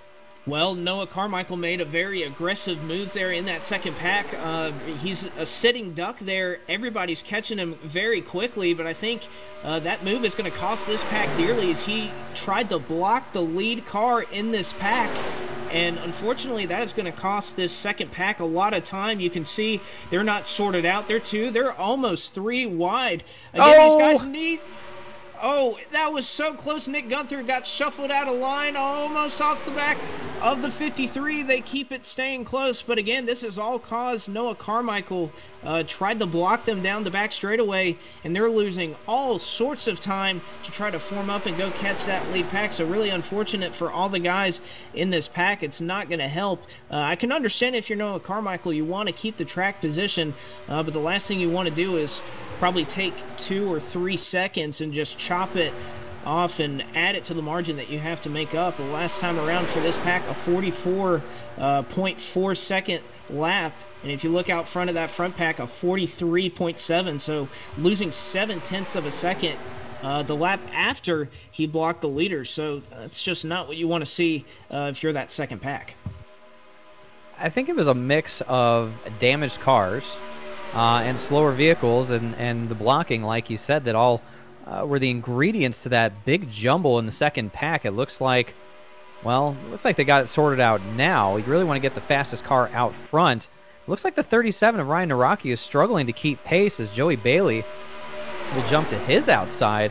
Again, break up that single file groove. I'm not sure if guys just are lacking confidence in their ability to be the fastest car. You got to get these cars lined up. And you got to get the drivers who are most comfortable pushing in the right positions, because the right makeup of a line can make it a lot faster. And if you can have guys that are a little bit scared, I guess maybe is not the right word, or a little nervous to go up and bump a guy and bump draft him along, you're going to hurt the overall pace of that line. So now two clearly defined packs. First one led, of course, by your leader, Mike Fallon, and that second pack led by Tyler Mallon. Once again, bringing the Mallon and Fallon show back to the forefront of discussion here, but that 8-car lead car pack. Trouble in the second pack. Ryan Naraki is over and on his roof. A couple other cars. Nick Gunther is involved as well. Joey Bailey out here on the front straightaway. That's going to help that third pack with a caution flag, but the likes of Naraki, the 53 Speed Inc. car, he's another one that's involved as well. Not what those guys want to see, but for the rest of this field, they're going to be able to catch back up. Sorry that I keep cutting you off there, David, but a lot of action going on here at the Daytona International Speedway. That'll put us under another action-packed track. Yellow flag, and gives Joe Allen an opportunity to bring up the What the Splash Happened replay as we take a look at what went wrong off of turn 4. Yes, we will, guys. We're going to focus our attention on the number 37 of Ryan Naraki here. We'll slow the replay down. Looks like the second half the second pack doing all they can to try and catch the front pack. The 91 of Joey Bailey just lifts the rear end up off the 37 of Naraki. That spins him around in front of the 54 machine. Roof flaps deploy, but that car doesn't stay grounded on the speedway there. He's going to flip up into his teammate in the 53 there for this evening. Those two Speed incorporated cars, and they roll end over one another, so that's going to be heavy damage for for the 53 machine there, as well as the 37 of Naraki. So if those guys didn't have any engine damage before, they're more than likely going to have engine damage after this accident, guys. I'm going to throw it back up to you in the booth. And I can't say I'm entirely surprised that that contact took place, as Joey Bailey looked very impatient riding behind the 37. Looked like he wanted to get around him, felt he was probably faster. I'm not sure if there was damage before that wreck to the 37 that was holding up that lane a little bit, but Joey Bailey definitely not wanting to ride behind, put the bumper to him, hoping, of course, I think to propel him along. I don't think it was intentional, but that was the wrong place to do it, and it will wipe out two Speed Inc. cars in one fell swoop. Sean Whitehill got a piece of that as well, as now Naraki runs into Carmichael as they get into their stalls. A little bit of chaos with Zach Buchanan as well, so things continue to go sideways for those guys, but the field came down pit road to get their service, Blake, and this sort of shakes things up. It gets rid of those two packs and brings everybody back together. Well, David, I like to think of pitting kind of like special teams in football. It's one of those things where it can really turn a race around if you need it. Not something you often look to make a difference, but here on super speedways, it is something that is so important, whether it's here under caution, not hitting drivers, or under green flag. You can just see right there we had about 3 different packs of 10 or so cars spread around the Daytona International Speedway, and that's only because certain guys were able to get on and off pit road better than other guys, whether it was from tire strategy, taking 2, 4, or 0, or just how fast they were able to enter pit road without getting black flag for speeding. Green flag pit stops is the name of the game on super speedways, and look for it to be a factor again if we keep going green. About 70 laps, just under 70 laps to go, so obviously that'll be right at one more stop for this field. Might have to save a little bit of fuel to get to that, but at least 1, maybe 2 stops for the rest of this field. So if we continue to go under the green flag, expect to see green flag pit stops make the difference. And often you see a lot of the same guys who are able to get on pit road well once, well, they can do it again. So I wouldn't be surprised to see another pack almost verbatim of the lineup of that last lead pack to maybe develop again as the race wears on. Now I can see in the inner driver chat as Chris Wetz is released for his wave around to get a lap back. There's some drivers with a little bit of animosity towards the driver of the 08 Intel machine of Tyler Mallon with the block that he threw. Some guys saying that the block was not necessary, or Mallon was mad that he got blocked, and all in all, that second pack just really couldn't come to an agreement on how they wanted to run to try and track down that lead pack. They're lucky they got the caution flag. Unfortunate for the drivers caught up in it. But, you know, as these laps wind down, Blake, tension begins to build, and the emotions start to come out, knowing what's on the line here with under 70 laps to go. Indeed, under 70 laps to go, but the one thing that all these guys have been preaching all night, and guys like Sean Whitehill running there in the back have been preaching patience. Well, that's starting to wear a little bit thin here. Really, if you think about it, 70 laps, that's about the length of a regular, what would be a regular FTF or Super Speedway Series race for these guys. So really, they're going back into regular mode right now as if this was a brand new race. No stages. We're just going to run it green to the end, see how they rack them up and how things will unfold. But that is the wheelhouse for most of these guys, as this is the length that they're used to. Oh, and a big wreck in the front of the field under caution. Noah Carmichael, Mike Fallon, the 53 of Sean Whiteheel. Again, we saw some of these drivers, some of the things that some of these guys will do is they'll try to warm up their tires and smoke them a little bit. But I think it was Carmichael that just got up into Mike Fallon there on turns 3 and 4. Don't know if they're going to wave off our restart or not, but man, turn 3 has been a real thorn in the side for some of these guys pacing around under caution. That is such a huge blow for Mike Fallon and Noah Carmichael, both doing a great job here so far throughout this event, inside of the top 5, and just another mistake made there on cold tires on a restart. And we'll wind that replay back and take a look at what the splash happened with Joe Allen, but I can't even imagine the emotions right now for the driver of the 55 and the driver of the 76 when something like that you simply do not expect to have happen goes wrong under yellow. Joe, show us what you got. All right, guys, we're going to take this in slow motion replay real quick. Take a look at the 55. He's the 3rd car in line on the outside. 76 and Noah Carmichael's on the bottom. I don't know if the drivers, I know in some super speedways we've had issues where if a driver shifts down into first gear anticipating a restart at Daytona, especially on the bankings here, it causes the car to slide up the track there and jolt to the right like we saw here out of the 76. I know, Blake, you and me have run into, not actually having the issue occur to us, but we've been in races where that has happened. David, I'm sure you've been in the same situation. I don't know, Blake, I know you ran in the last chance qualifier race earlier to try and lock in your 166 into the race here. Are they running a first gear restart setup here? Are they running a second gear restart setup? I'm assuming that that's probably why we're seeing the issues we are running under slow pace speeds here, is because these guys are downshifting into first gear in the middle of the corner, and it's causing these cars to lose grip and actually shoot up the apron just due to the speed change. Well, I'll admit it was loose, but I know myself and David Day, that's really all I can speak for. We were 100% running a second gear entering the restart zone, so can't really imagine. And I'm just one of those drivers that out of habit, I'll run in 4th gear or clutching under caution. It's just what I do.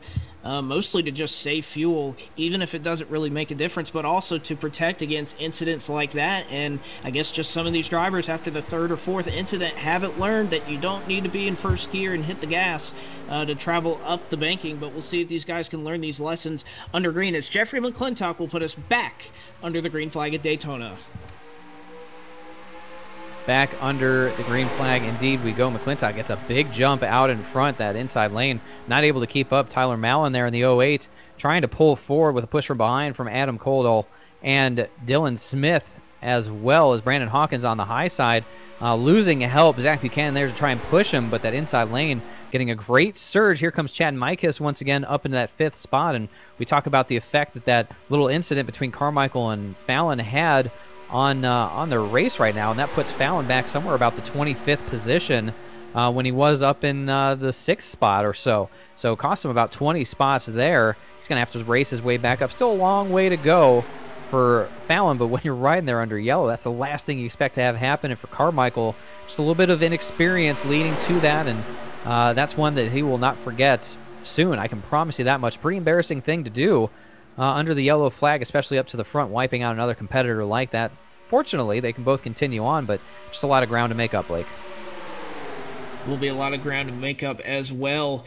Look out to the front of the field. It's still the same in the couple first few spots. Jeffrey McClintock, Tyler Mallon, Adam Codall, Dylan Smith. Again, he's rebounded up there. Chad Mikas, he led a lot of the early portion of this event. He's back up into the top 5. How about David Day? He's been in a couple accidents now. He's in 7th, right behind that 30 machine, the trusty pusher, as we'll call him, of Davey Hazard, Zach Buchanan.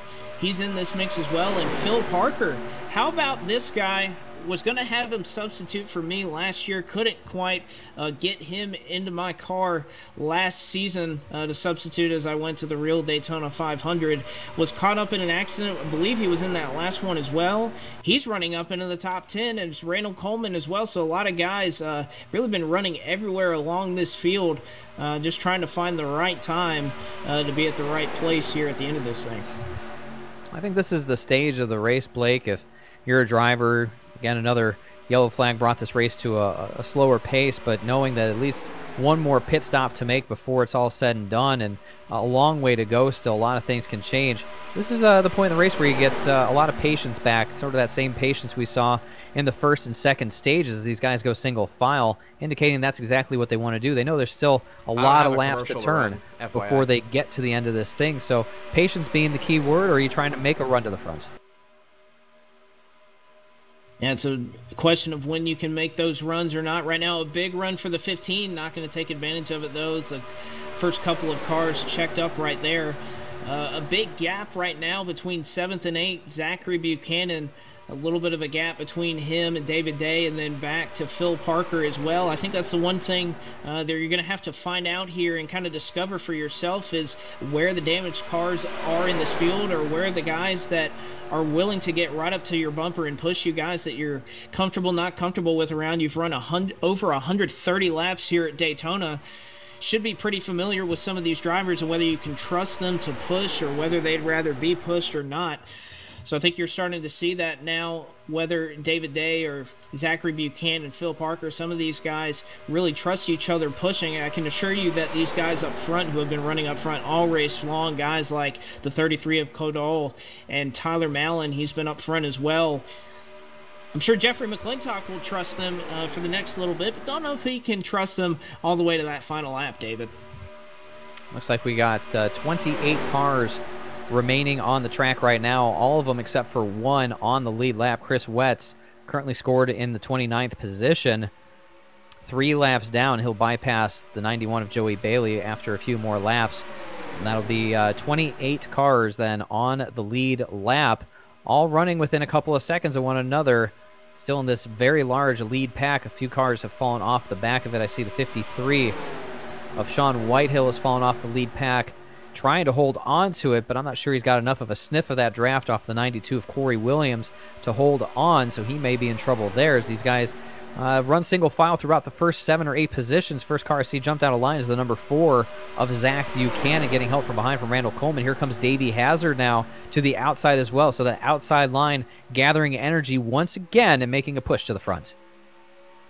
Well, again, I think that's a very capable line. It just depends on the quality of guys that you have. We see Davey Hazard, he'll lead that charge in that second lane, something he hasn't been used to doing. He's been a great pusher so far this race, but right now Buchanan, Coleman, and Fallon all in lockstep there on the high side of the racetrack. We actually see David Day, he'll lose a couple spots getting freight train on the bottom, something we haven't seen very often here, but I think the quality of drivers you're starting to see emerge in that top side, they're going to be right up there with Jeffrey McClintock in just a little bit, and I think you're starting to see one by one those guys on the inside line peel off, like Chad Mikas. He has no help behind him. Now Adam Codall, he'll take it to the top of that outside lane. Now they're going to put the decision on Mallon and McClintock up there. Are they going to move high or stay on the bottom?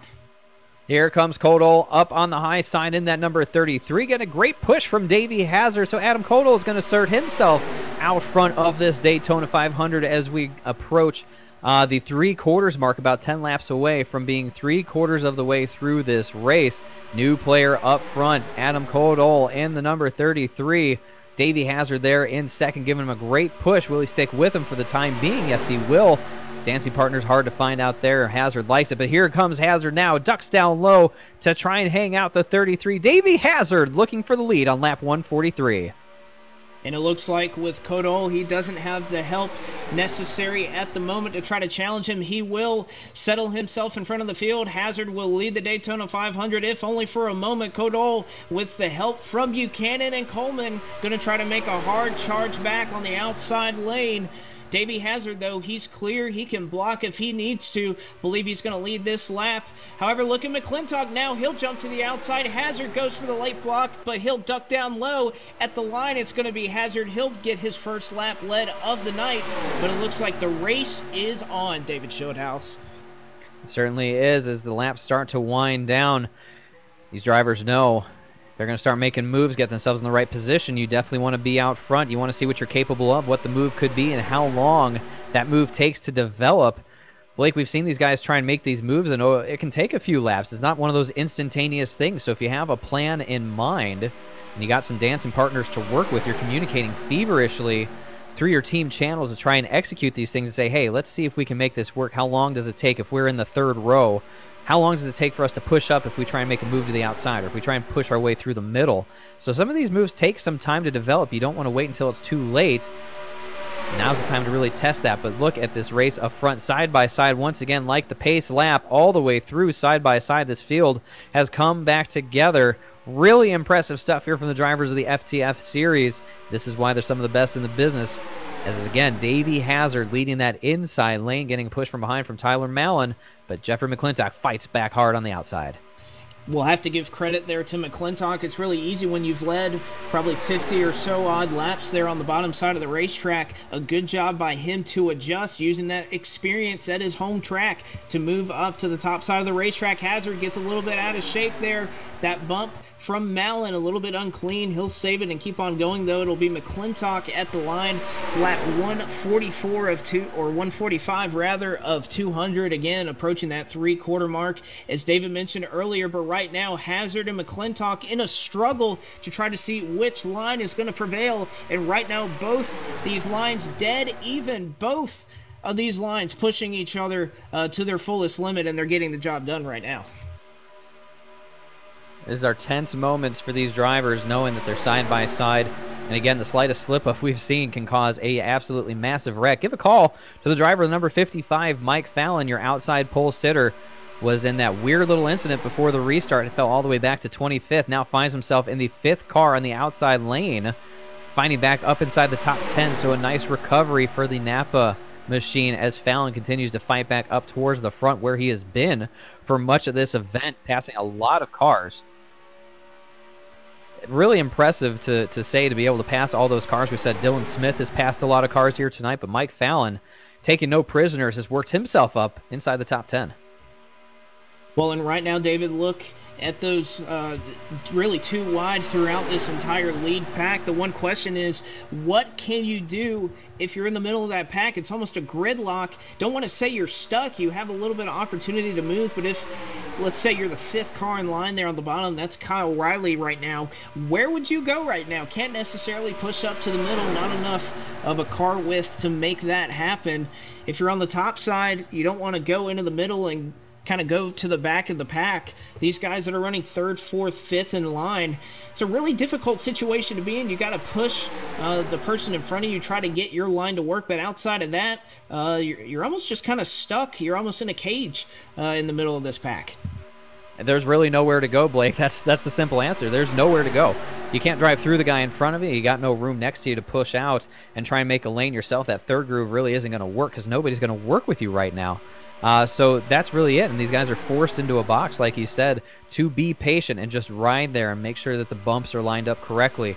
As some of these cars get a little off kilter throughout the field, you got to be lined up. You got to watch for the checkups. You got to be aware of everything going on. There's so much attention to detail required when you're doing this. Not only what's between your hands with the steering wheel that you're in control of, but the guys around you and what they're doing, where they're running, and the tendencies that they're showing and lining up these bumps that you see down the straightaways. And I see one car jump out of line, and that's the 67 of Andrew Schwartz, trying to make a third line for about the 14th or so position. He's got help from behind from the 92 of Corey Williams, but it doesn't seem that they're going to be able to go anywhere with that run. But it looks like Andrew Schwartz wants to make a lane happen. He's got David Day now jumped upside. So Blake, here you go. We said where can they go? They can make a third lane, and look who's out front of it, Mr. Excitement. David Day going to be one to try to move it 3 wide. He'll get some more help in the form of Brian Mercurio, and that's what happens when you're riding 2 file for several laps. And I kind of describe it as a driver as the guy in front of you falling asleep. You want to see them and catch them at the right moment when they're not expecting it to jump out of line, make a move. And how about most of this field? They've all moved up to that 3rd line. David Day now leading it. He's now the 4th car in line. Zachary Buchanan, he'll become that lead horse for that 3rd outside lane. McClintock and Codall, they may sink a little bit here. Only 4 cars in that 2nd lane. Actually, something we saw that was quite interesting there. That inside line was moving up, almost trying to get a better run off the corner. And I believe that is starting to lead people to think that that very top side where you can utilize all of that banking off the exit of the straightaway and into the turns is where you want to be to get a massive run down the straightaway. And as you can see right now, more cars in that top line. Jeffrey McClintock, he'll go back down to the bottom in the 6th car in that inside lane. But right now, Coleman, they don't have a lot of help there in the middle. Now, a lot of positions change hands there as this thing sort of gets settled out just a little bit. Look, once again, Mercurio dives down low underneath Fallon, bringing David Day with him. Buchanan comes down to match them. So now Fallon, oh, Davey Hazard out of shape out front. He'll recover it. Can he get back up into the groove? He will. Behind Mikas, the field will have to scramble around him in turns 1 and 2. What a save by Davey Hazard. Might have saved himself a Daytona 500 right there. I was about to say that's the aggressive doesn't go around move of the race there by Davey Hazard. What a save. People don't know how difficult it is to drive it there on the apron, come back up on to the racing surface in the banking of the turns. Not only that, the rest of the field has to be mentally aware and react to it. But as we've seen with both these lines in a real gridlock, is that the mental awareness of these drivers is at an all-time high when they're pushing. A great save there by Davey Hazard, but the guy that's going to get the best end of that deal is going to be the guy that is now sitting up front. Once again, it's Dylan Smith. Dylan Smith up front of this field again, and got to take a moment to get my heart rate down after Davey Hazard was absolutely out of shape coming out of the tri-oval. It's said in chat that he's a very accomplished road course racer, and certainly those skills came into play there to save that car. Absolutely masterful job for him, and he'll slot back in to about the 6th position. So all in all, not too bad, all things considered, for the driver of the number 30. Could have been a lot worse considering where he got out of shape, but that will hand the lead over to Dylan Smith. And there, of course, Chad Mikas in 2nd, Kyle Riley 3rd, Tyler Mallon 4th. And look at Mike Murata, the substitute for Kevin McAdams, in the 5th position, giving a great run to that 26. Usually, it's no big deal to see the number 26 up front at FTF. You say, well, it's Kevin McAdams just doing Kevin McAdams things. But that is not Kevin McAdams. That's Mike Murata doing a great job in the 5th position. He is, and of course, Speed Incorporated, this is the only super speedway event that they have not visited Victory Lane here at FTF. They've won a Daytona in the summer, both Talladega races, but they have not visited Victory Lane in the Daytona 500 right now. Murata, one of the best bets to do it, despite that engine damage, riding right there comfortably on the inside line in the 5th position. So a great job there to wheel that Chase Banks Chevrolet, take over the seat. Something that you don't want to see is somebody else running in your car, but at least if it's running up front, you can have a little bit of redemption there. Looks like the field kind of learning a little bit from that last bit of chaos, and it looks like everybody's starting to move back down to the bottom. Also starting to approach green flag pit stops. I'm sure that's in the back of everybody's mind here soon too, David. I think we're probably about 10 laps or so away. The field last hit pit road around lap 131, so I would expect the pit window to open somewhere around lap 165 to carry these guys through to the end. But while this field seemingly has everything a little bit tamer right now, we'll take an opportunity to step away briefly, bring Joe Allen in, let him give you a full field rundown while Blake and I go and pay some bills. Absolutely. Full field rundown here, just over halfway through the final stage of the Daytona 500 here at the FTF Racing League. Current leaders, the 79 Dylan Smith, followed by Chad Mikos, Kyle Riley in 3rd, Tyler Mallon in 4th, Michael Murata in 5th, Davey Hazard in 6th, Adam Codall, Brian Mercurio, Nick Gunther, and Jeffrey McClintock rounds out the top 10. Noah Carmichael is in 11th, followed by The number 45 of Andrew Fessler in 12th. 13th is Zach Rogers. 14th, Mike Fallon. Cosman Ionashu is in 15th. Zach Buchanan 16th. 17th, Phil Parker. Brandon Hawken in that number 3 machine in the 18th position. David Day in the 19th position. The 92 of Corey Williams is in your 20th position. Andrew Swartz, Indy 62, or the 67, I'm sorry, is in the 21st position. Randall Coleman in the 5 is in the 22nd position. Tristan Allen in the 09 in the 23rd position. Jake Poulin in the 01 is in your 24th position. Henry Nova in the 74. Sean Fay in the 42 rounds out the last car in the lead lap here at Daytona. Sean Whitehill in the 53 is 1 lap down in 27th. Chris Wetz in the 71, 5 laps down in the 28th position. And he is your last car running on the speedway. Cars that have pulled behind the wall: Joey Bailey in the 91, Ryan Naraki in the 37, Matt Muir in the 72, Matt Watkins in the 20, Michael Frisch in the 58, Taylor Morgans in the 36, David Alvarez in the 68 machine, Dante Ricky in the 82, Nathan Chiani in the 32, Arnold Columbia in the 39, and rounding out our 39 car field here is Doug Lockrell in that number 85 machine. Guys, back up to you in the booth.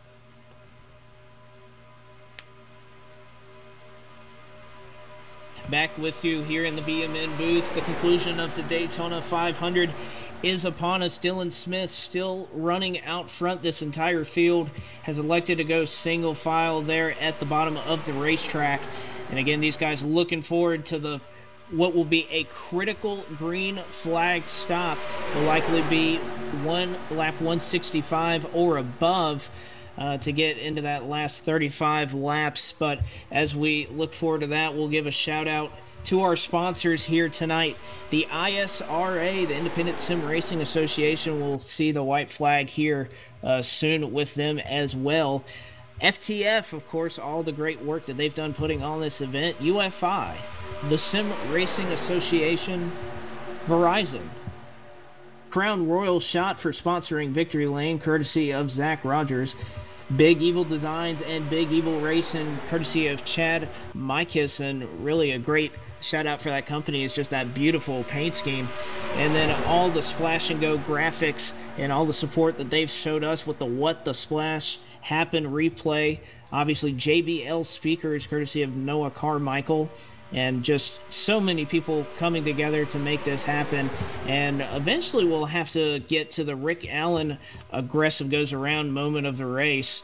We'll bring that to you following the conclusion of this event. So thanks to all of our sponsors here who have helped put on this event, have added just a little bit extra to this race. It really made it something special to try to make this Daytona 500 a must-see event in the NR 2003 community. Still, Dylan Smith out front. Lap 160 is what we are on now of the 200 that'll make up this Daytona 500.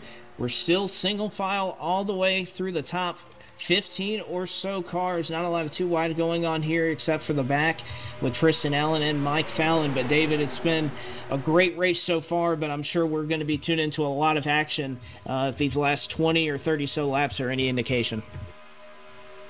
Yeah, the Rick Allen aggressive goes around a moment of the race. We've had a few contenders, I think, make a claim for that already, but something tells me within the last 40 laps of this event, there are still being made some more candidates that prove themselves worthy of that award. So we'll touch on that after the checkered flag has flown, and Blake will present the Rick Allen aggressive goes around moment of the race, something to look forward to after the race. But as they run right now, it is Dylan Smith out front leading this field now. Under 40 laps to go. He's got Chad Mikas there in second, Kyle Riley third, Tyler Mallon in fourth, and the 26 of Mike Murata there in fifth. So a great job for these guys, and I think this is the patience that we were hoping to see and expecting to see throughout the course of this run. Blake is within probably 5 laps or so of green flag stops. These guys setting up knowing this is the money stop. You absolutely cannot afford to make any mistakes on this final stop, or you could take yourself out of competition for this Daytona 500.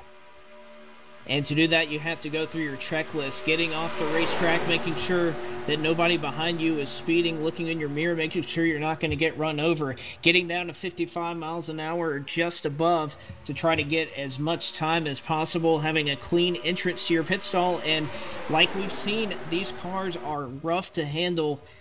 Even in a first or second gear situation. So exiting your pit stall, I know, just courtesy of my own personal experience, in the last chance qualifier race, I about looped it on pit road, exiting my pit stall under yellow. It's just because it's so loose, so cold out here in these weather conditions. So that is one thing you cannot afford to do. And a lot of these guys looking to make up that time. I would not be surprised if we see one guy here about lose it, exiting their pit stall to try to merge back up onto the racetrack. It'll be interesting to see how many emerge in that lead pack. We saw about 10 cars last time be able to do it.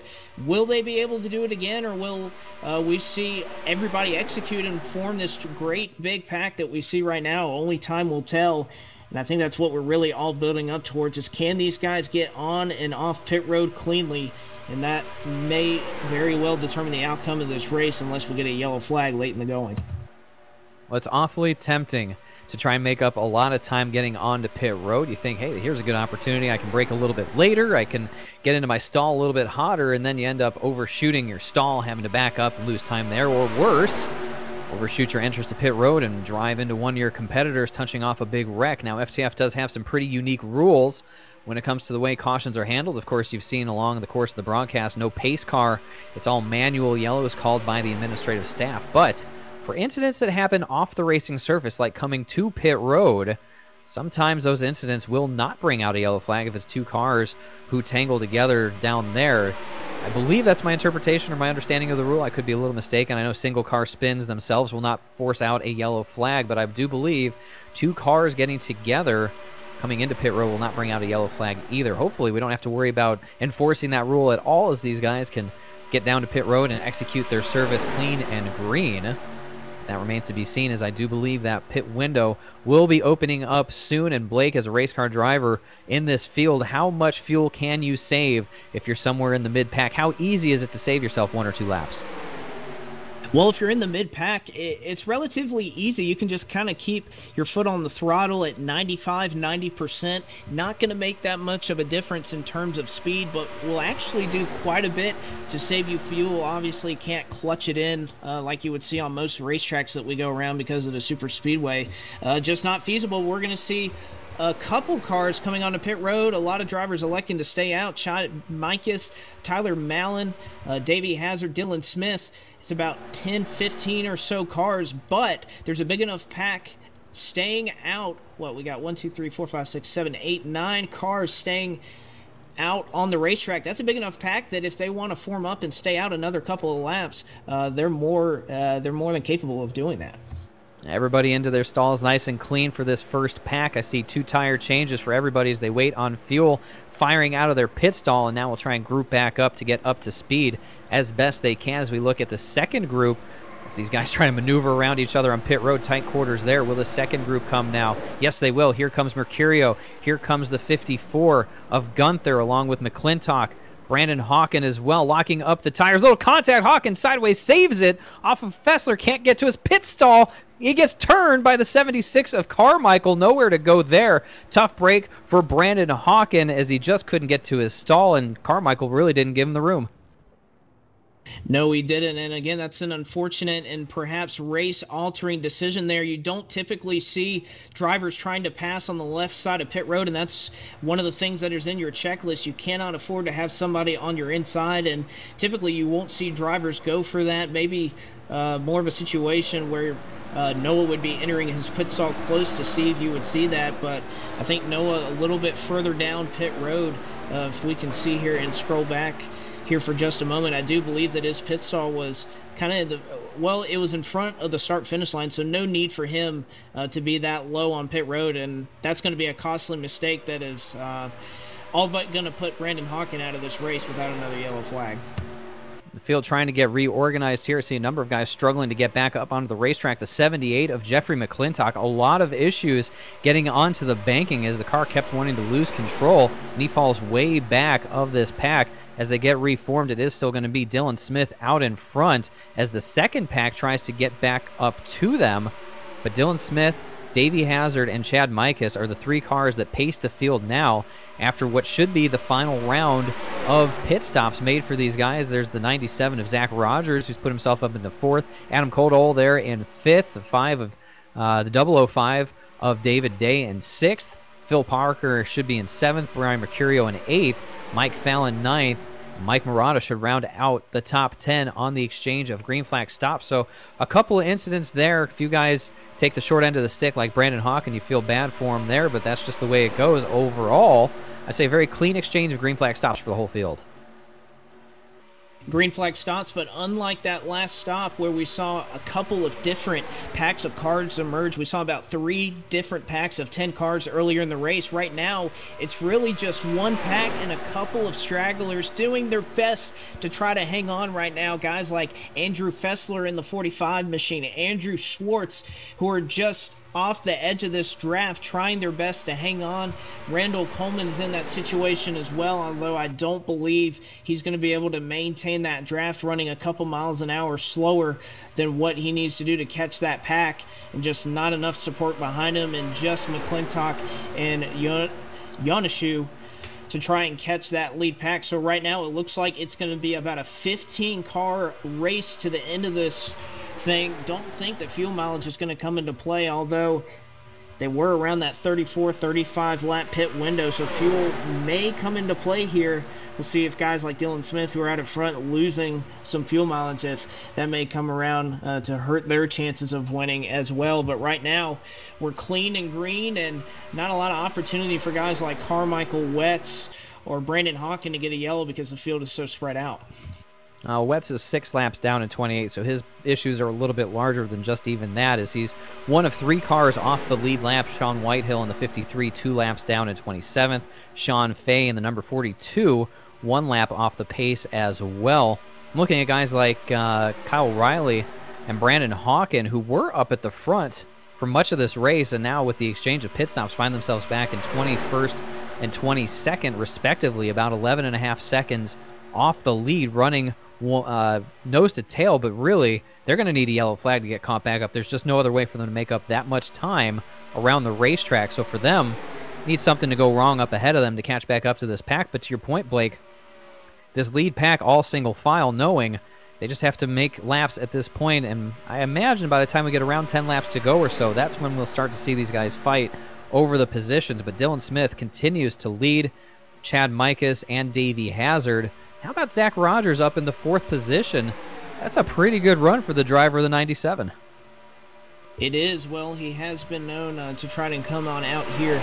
Never really been a full-time driver here at FTF, but has made a couple of his runs in the 500 before. Only 20 career starts so far at FTF. He's making his 500 debut after not qualifying in years past, and it was the highest starting Dodge in this field. Obviously put himself in a great position right where you need to be. That's what all these super speedway races are, is being in the right place at the right time. And right now that's MSI Dodge Challenger in the right place, running 4th with under 30 laps to go. And another guy I want to mention, I know we brought up his name a couple of times. He was involved in several accidents early on, but how about David Day? Entered into pit road outside the top 15 and emerges in 6th. Actually heard him just blurp it a little bit. Believe he might be clutching as he had to slow up there for Kodal. That's something you can do at super speedways, where you would be drafting guys if you have a little bit of time that you can try to clutch. Yeah, that 5 car is clutching, so fuel mileage, some of these guys might be close, David. That's my understanding as well, listening in on the team communications for that number 33 of Adam Kodal. He said they are at a splash of fuel, plus or minus a half a lap right now. So they're going to have to save a little bit of fuel over the course of this 25 laps or so to go. They're going to make it to the end of lap 201 and get a checkered flag in a good position, or even get a win. So fuel mileage will play in, and it's hard for the guys out front. I can't imagine Dylan Smith leading this train can do a whole lot. He's just got to hold it to the floor and be out front hoping for a yellow flag if he is indeed in the situation where fuel is of a concern. Chad Mikas, they're pushing him along, but for guys that are a little bit further back in the pack, like you said, David Day, Phil Parker, Brian Mercurio, Mike Fallon, these guys have the opportunity to save some fuel if they need to, just by cracking the throttle a little bit, or like you said, David Day, pushing in that clutch pedal ever so slightly. You don't want to do it too much because you lose a lot of momentum, you'll get run over, but fuel mileage could be a thing here at Daytona. And wouldn't it just be perfect to end that way here at the World Center of Racing? Now under 35, or 25 rather, laps to go in the FTF Daytona 500, and these guys trying to make it to the end on fuel. I think one of the guys that obviously you have Dylan Smith out front utilizing more fuel without some draft in front of him, but I think another guy you got to look, he was lucky to catch onto this pack, but I think one thing that is going to hurt him is fuel mileage is Andrew Schwartz. He's hanging on to the back of this pack, trying his best to save fuel, but unfortunately there is quite a bit of draft if you have somebody behind you, and unfortunately he does not have that luxury being at the tail end of this pack. So although he can let off a bit and has some room to give to be able to save fuel, it also hurts him that he doesn't have anybody behind him providing a little bit of that extra draft that he needs to go a little bit quicker. I know we're about a second off the pace that a lot of these guys have been running throughout the evening. 43.5, 43.6 is what we typically seen in these big packs. We're running a 44.3 looking through the lap times throughout this front pack. So we're definitely, everybody's out here trying to make up as much fuel as they can. Andrew Schwartz, one of the better drivers in the FTF field when it comes to saving fuel. I think he's won himself, or come close to winning, a couple of fuel mileage races throughout his career here at FTF. So not surprised to see him be in a position where he may be at the advantage if he can manage that throttle pedal correctly at the back of this lead pack, be able to suck up when he needs to and fall back as he saves fuel. As the field goes by, Zach Buchanan and Tyler Mallon talk about two drivers who are in the thick of it for most of this race. Tyler Mallon and Zach Buchanan now go one lap down in 24th and 25th respectively. Unfortunate for them, they had a strong run going here, but they'll fall a lap in the rears as this field will work their way by. Still single file on the bottom, and I expect that to be where Dylan Smith continues to run. Blake, we talked about that double yellow line is your best friend. It's a good teammate because nobody can pass you to the left of it. That is absolutely true, and something that we actually saw come into play here last night at the TDR Racing League was Davey Hazard made a move to the inside within the bounds of that yellow line, got forced down there, and then I believe it was Ed Fowler never gave him the time to come back up onto the racetrack, caused a huge accident, and that was just a incident where the 05 did not protect that yellow line, and you really just have to keep about a fourth of a car width between there to where nobody can poke their nose under there and even think about going to that yellow line. So don't be surprised you even see a lot of guys doing it right now, running right along, almost like it's a qualifying lap along the yellow line. And if you're going to run single file here on the bottom, that's really where you have to stay, because a guy like me, I'd be looking at you if you're running too far off of it and say, well, if I can get my nose under you, I'm going to take the spot, because any spot you can try to make up here with about 20 laps to go could be huge towards the end of this thing. You don't want to open the door for the competition, and that's what Dylan Smith has to do. Has to keep it right on the yellow line, because Chad Mikas will be all too happy to oblige and take that spot away. Smith comes off the bottom just a little bit down the back straightaway, but I think Micah is showing a lot of discipline and patience right now, not trying to fill that spot or force anything. Still no reason to, as they'll come to 21 laps to go now. Next time by, I think the whole wild card in this situation is going to be that number 5 of David Day. Of course, he would take on that role with everything that he does from behind the wheel, making a lot of excitement out on the track, but I think he really could be a wild card before this is all said and done if he is indeed clutching to save fuel and doesn't have to worry about fuel mileage affecting his race if he could get there to the end when the guys in front of him do have those concerns, get himself a win here on the largest stage.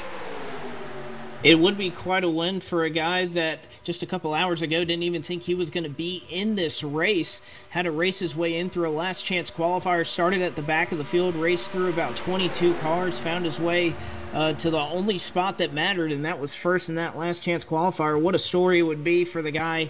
Kind of reminiscent of the fan vote for Casey Kane in the All-Star race several years ago that would kind of get in a last chance effort, and then who knows, maybe he would end up in victory lane. Would be a really cool story for this FTF Daytona 500 if Davey Day were to go to victory lane.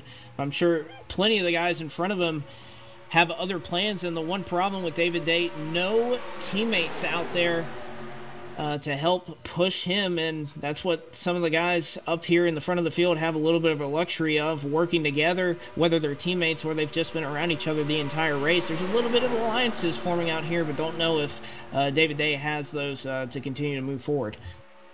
Now 20 laps to go. It'll be 19 next time by. Friends are where you find them out on the plate track. For David Day, he'll take whatever help he can get, but right now you look at who's behind him. That's Phil Parker in the 15, as there's a big move being made now by the 09 of Tristan Allen all by himself. Not sure if that run can continue on, as nobody's jumped up there to really help him, but look at that 09 just push forward. He is absolutely on the throttle, and you can tell he's not saving gas, and the difference that he's making through the corner. This is unbelievable, Blake, to see one car go up on the outside and absolutely pass cars that are in a line around the bottom of the racetrack. Well, David, I was just about to almost yell and scream at you. He passed about 4 or 5 cars before I even noticed him, and you could see no draft there on the high side, and yet he's getting the job done. He was in 15th, almost in the back of this pack, all the way up to 6th right now, all alone. That's almost a remarkable feat if you can really think about it. Of course, he's down there side drafting as much as possible, trying to make these guys work. But I actually really love this move by Allen. Obviously, everybody is out here trying to save as much gas as possible. Why not take the risk? Oh, David Day gets a little out of shape, but he's able to save it. But again, we'll continue talking about Allen. I think it's a great move on his part, not only to try to force these guys' hands, make them go a little bit faster, but if a caution were to come out, that would save him enough fuel to be able to make it to the end. And if he gains the track position here on the outside, here he goes again, trying to get back up to the 6th spot. Why wouldn't you do it? A great aggressive call here by the Golden Corral team, and it may just work out for Tristan Allen as he continues to move up through the pack without any draft. Oh, David Day is around. There we go. There it is. David Day, the man saving fuel, goes around on the entrance to turn 1. He's going to take a few with him. The 26 of Murata involved as well. Not sure what went wrong there. I think it was just a bad bump from behind from the 15 of Philip Parker, as Joe Allen will work to bring up the What the Splash Happened replay, as once again we will go under the Action Pack Tracks caution flag here at Daytona. And Mr. Excitement, David Day, gets turned around going into turn 1. We'll give it over to Joe to show what happened. Yes, sir. Thank you, guys. Throw this thing up on the helicopter view on the replay here. David Day looks like he's just going into the corner, letting off a little bit early, trying to stay off the 33, as well as a combination of that and clutching to save fuel here. Gets a bump from the 15 of Phil Parker. Brian Mercurio in the 18 goes all the way down to the apron. Great job to avoid that wreck. Tough break for the 26 of Michael Marotta. We've been covering him all night. Great run for that Speed Inc. number 26 machine. Unfortunately, he's going to be involved in this accident as well. Heavy rear end damage on that number 5 machine. Looking back through the field, I believe those are going to be the only 3 cars that are really involved in this accident. There was a lot of separation to the cars that were behind them as well. So tough break for these guys, but guys up in the booth, that's kind of what you come to expect when these guys are clutching in a super speedway under green flag conditions, trying to save gas.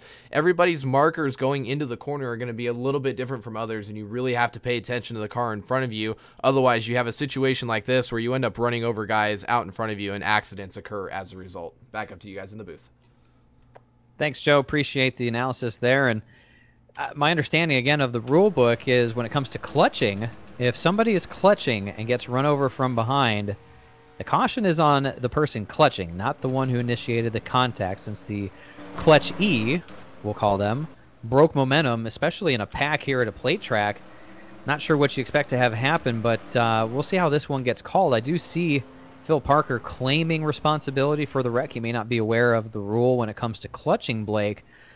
But another twist and turn in this race as we see some of these guys stay out on the track.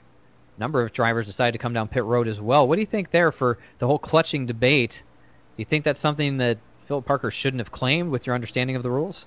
Well, I'm actually taking a look at the replay right now, and David Day's engine is at full song when the 15 made contact with his rear bumper. We saw a little bit of a speed decrease. David Day was at 198, went to 196. He was checking up for the 33 in front of him also, who was not clutching, but did check up just a little bit. right in front of him there. Adam Kodal, he slowed down from, it looks like, about same thing, 197 to about 195. So just a slight checkup. There was no, you could see a little bit of a visual dip here in NR 2003 when you hit the clutch pedal. There was none of that out of the VMN Dodge of David Day. So I think with that clutching debate, David, I don't really think you can put this wreck anything other than just a racing deal, and obviously Phil Parker went ahead and claimed it, so he'll go to the end of the longest line. But just a rare instance there that was not caused, however, by hitting the clutch pedal. The field gets 1 to go this time by. Let's take a look at how they will line up on the restart. It'll be Dylan Smith electing to go to the top side. Chad Mikas down low. Row 2 will be Zach Rogers, Adam Koldol. Row 3, Brian Mercurio and Nick Gunther. Row 4, David Day with that damaged race car pitted, came back out on track. No rear end on the number 5, but he's still going to be there alongside Andrew Fessler. Davey Hazard and Mike Fallon will round out the top 10 as they'll get this restart now inside of 15 laps to go here, Blake. Of course, the intensity is only going to ramp up from here. These big moves, the breaks that drivers have been cutting to one another in these big packs, probably about to go away when you get down to these stages. It's going to be every man for himself, even with teammates. When you get down inside of 5 laps to go, I think teammates go away as well. Absolutely, David. Inside the last 5 laps, it's every man for himself. And right now, it's Dylan Smith and a guy that has been up front all night, Chad Mikas, who's trying to get the job done. He's been close so many times in this race. Can he finally finish the deal today? You have Zach Rogers, a guy that has rebounded. Haven't really talked about him tonight. He's in a great spot. Adam Koldol, he's been up front all night. Brian Mercurio, Nick Gunther, some guys we haven't mentioned in a while. And then you even have David Day with no rear end. What are you going to push on that 005 if you're thinking of pushing him to the front? We know Davey Hazard is starting right behind him. He may be capable of it, but no doubt the gloves are off, and the 2019 FTF Daytona 500 is going to be decided here in the next 15 laps, and it's going to be aggressive. It's going to be wild, David, as Dylan Smith going to come into the restart zone, put us under the green flag at the World Center of Racing for what's going to be a thrilling finish to the Daytona 500. Dylan Smith gets away, drops down in front of Chad Mikas. Exactly what he needed to do. Get back down to his best friend in the yellow line. Looking back, here comes Zach Rogers in third. Mercurio holds up the bottom lane to let Adam Koldal in fourth. David Day there in sixth behind Mercurio. And to answer your question, Adam Fessler there in the position to push that rear end missing number 005 of David Day. Basically running, as Joe Allen says in my ear, a hatchback stock car, if you will, but he's still moving ahead. Better to have that damage on the rear than on the front. He can still cut through the air pretty decently, and he is absolutely doing a great job pushing Brian Mercurio, but all eyes up front on Dylan Smith as the field flashes by the start-finish line.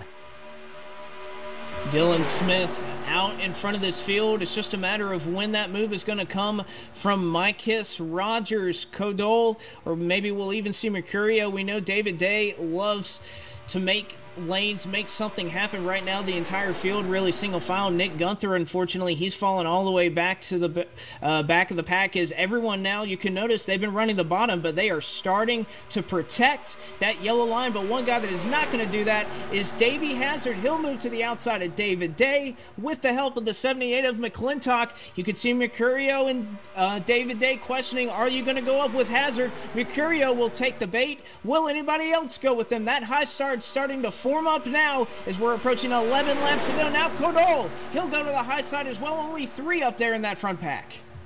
Here comes the high side rolling high, wide, and handsome around Daytona International Speedway, led by the M&M's Toyota Camry of Adam Koldol.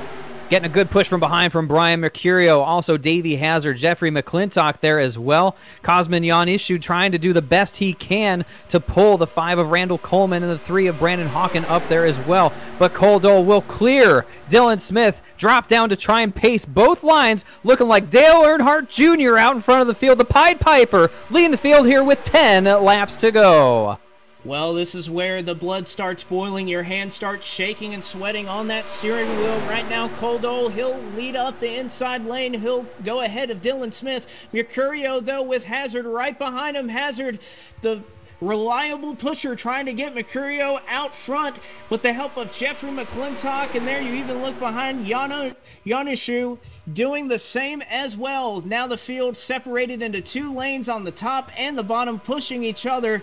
And with 11 laps to go, the battle is on, David Schildhouse. It certainly is. Brian Mercurio out in front now, and it's all about who cycles to the front at the right time and where are your friends to push you along. We know Coldole and Smith are very good friends along with Mercurio, but we talked about friendships can be strained here at Daytona in the closing laps as this field now goes side by side all the way back. It is an absolute thriller here now with 10 laps to go. My mistake. No worries there.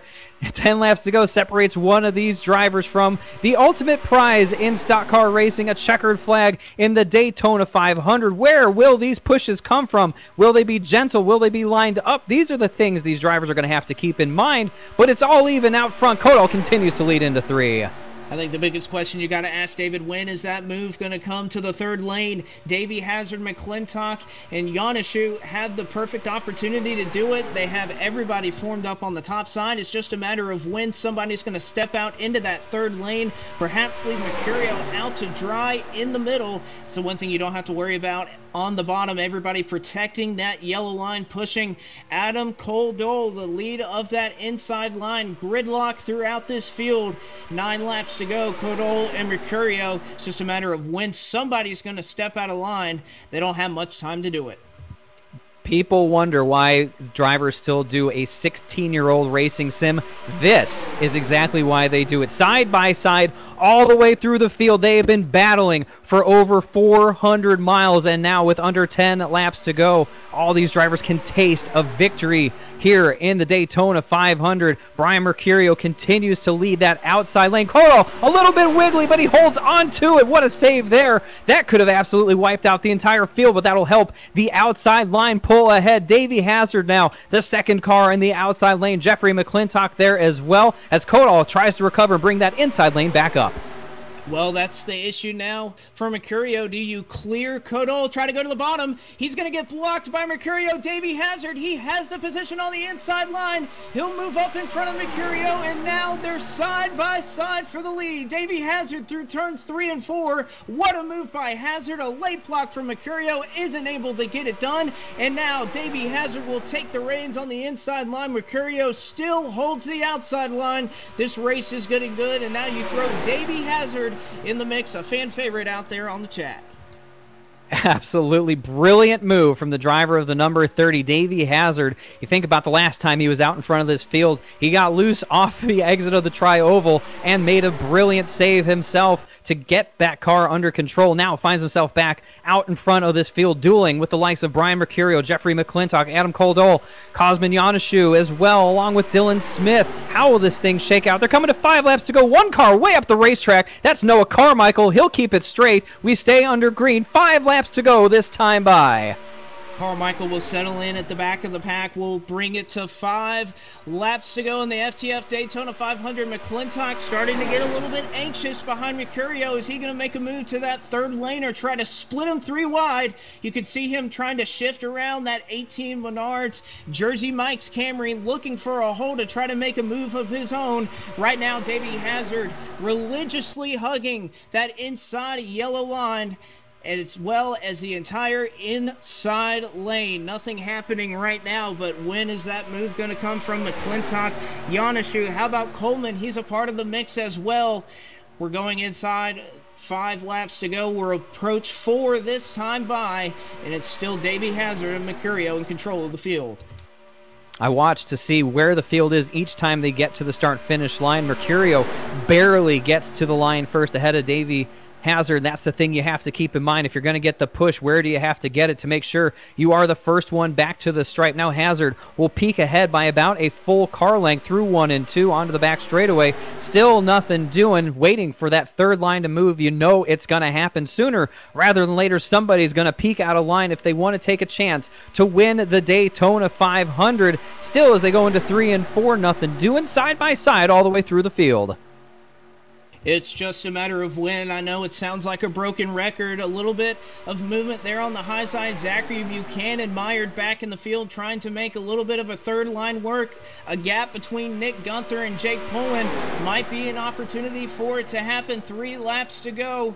When is the move going to come? Brian Mercurio and Davey Hazard still at the front, side by side, locked in a gridlock are McClintock, Codole, Dylan Smith, and Yanashu. Still too wide here down the back straightaway. Only a couple of chances left for these drivers to try to etch their name in history. The first ever winner of the 500-mile edition of FTF's Great American Race. Still nothing doing. Now Poland and a couple of drivers in the back. They're trying to move up and make a third groove right there. Buchanan will scrape the outside wall, but nobody up front stepping out of line with just 2 laps to go. Nothing changing up front. Davey Hazard continues to pull that inside lane around, and once again, a dead heat when they got back to the start-finish line with Brian Mercurio. It's so nerve-wracking right now for these drivers. The palms are starting to get sweaty. That heart rate starting to amp up. You're trying to be so aware of where all these drivers are, the moves that they're making, and protecting your position. Here comes the 0-1 of Jake Poulin with help from Zach Buchanan. The 67 of Andrew Schwartz trying to make that third lane. Not sure they have enough energy to even make that happen just yet. Nothing changing up front. Coming to 2 laps to go this time by.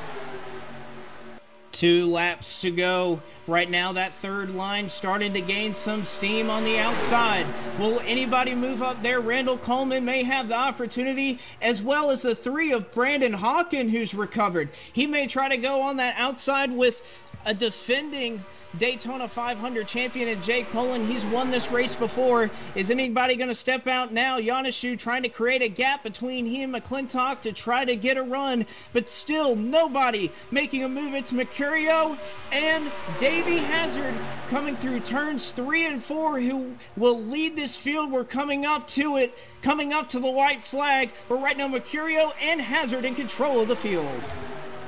Davey Hazard first back to the line. It is the white flag presented by the Independent Sim Racing Association. 1 more lap around to settle it here. Now comes the third lane up top. Randall Coleman in the Ally machine getting a huge push from behind from Kyle Riley, Jake Poulin, Zach Buchanan trying to make it work. That second lane dying now as they lose energy. Brian Mercurio trying to get everything he can. He'll move up in front of the 5 to get that energy. Here comes Dylan Smith to the middle. 3 wide for the second position, all behind Davey Hazard. 3 wide, 3 rows deep. Slow car up ahead. Will it play a factor? He'll get out of the way off of turn 4, and Davey Hazard is going to cover this field and win the 2019 Daytona 500. What a defense there from Davey Hazard. He'll get it done, and he is the 2019 Daytona 500 champion. It was Adam Codole making a late race move with Chad Mikas. It doesn't work out, and Davey Hazard is in control of this field. A masterful move earlier on Brian Mercurio makes the difference, and Davey Hazard will go into the Crown Royal victory lane as the champion of FTF's Great American Race. Unbelievable finish. A great move to get the lead away and keep it. What a way to start the 2019 season for Davey Hazard to come out and get a victory in FTF's first 500 miler here at Daytona. A memory he will not forget, and he will be one very excited driver in the post-race show. I can't wait to talk to him along with the rest of the top finishers. But Davey Hazard started 5th, comes home first in an absolute underdog story as he will come down the front straightaway and absolutely burn the house down for that number 30. A wonderful win the Martini livery going to victory lane at Daytona. Who'd have thunk it? Davey Hazard, your winner here at Daytona. Well, I think this is no better opportunity than this burnout right now to list the Rick Allen aggressive goes around move of the race than on this burnout right now with Davey Hazard as he'll loop it around and around here in the Daytona infield. He is the 2019 FTF Daytona 500 champion after a masterful move with about 10 laps to go, put himself in a position where the field was in his control. Obviously trying to find victory lane in here somewhere, but we'll go ahead and give you a full race rundown before we talk to the rest of this field and our top 3 finishers here in this race. Davey Hazard took down the win. Adam Codole, he'll finish what is only 0.04 of a second behind Davey Hazard in second. Chad Mikas, he finishes with his 3rd top 5 in 4 races. Zach Rogers, he finishes up in 4th, rebounding nicely. Brian Mercurio in 5th. David Day, last chance qualifier, finishes up in 6th. Dylan Smith, 7th. Randall Coleman, 8th. Mike Fallon, 9th. Kyle Riley will round out your top 10. Jake Poulin in 11th. Jeffrey McClintock, 12th. Nick Gunther, 13th.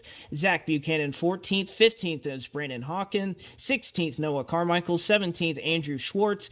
18th, Cosmin Yanishu. 19th, Corey Williams. And 20th, Tristan Allen. 21st, Andrew Fessler. 22nd, Michael Marotta. 23rd, a lap down, Henry Nova. 24th, Sean Fay. 25th, Tyler Mallon. 26th, Phil Parker. 27th, Sean Whitehill. 28th, Chris Wetz. And the server just cut out on me as I was naming the results. But we will get a full race leaderboard down here. And actually, I'll throw it to Joe Allen, who's always prepared. No, I got you here. It's 29th was Joey Bailey, 30th Ryan Naraki, 31st Matt Muir, 32nd Matt Watkins, 33rd Michael Frisch, 34th Taylor Morgans, David Alvarez in 35th, Dante Ricky in 36th, Nathan Kiani came home 37th, Arnold Columbia in 38th, and Doug Lockrow came home in 39th and last to round out the field here at Daytona. We'll work to get these drivers into our booth here so we can hear from them. But Blake, 500 miles, and Davey Hazard comes out with the win. I don't think that's a driver many people pegged as the champion of this race to come in and get that win, but somehow he's managed to do it, and can't wait to hear from him of how he managed to pull that off. But I can't even imagine what he's feeling right now after running 500 miles and getting that win.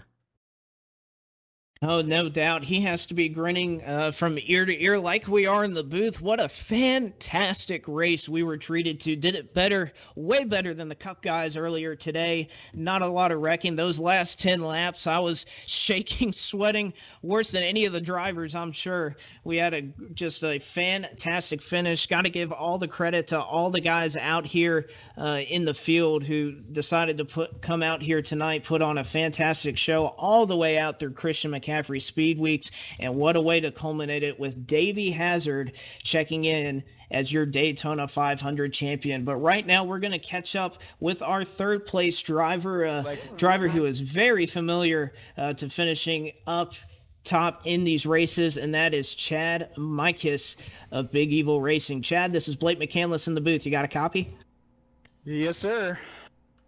Well, Chad, you were a factor all night running up front in that beautiful Mountain Dew Chevrolet. Tell us about really how this race unfolded. It was a long 500 miles, but yet you were able to manage to be up front for a majority of this race.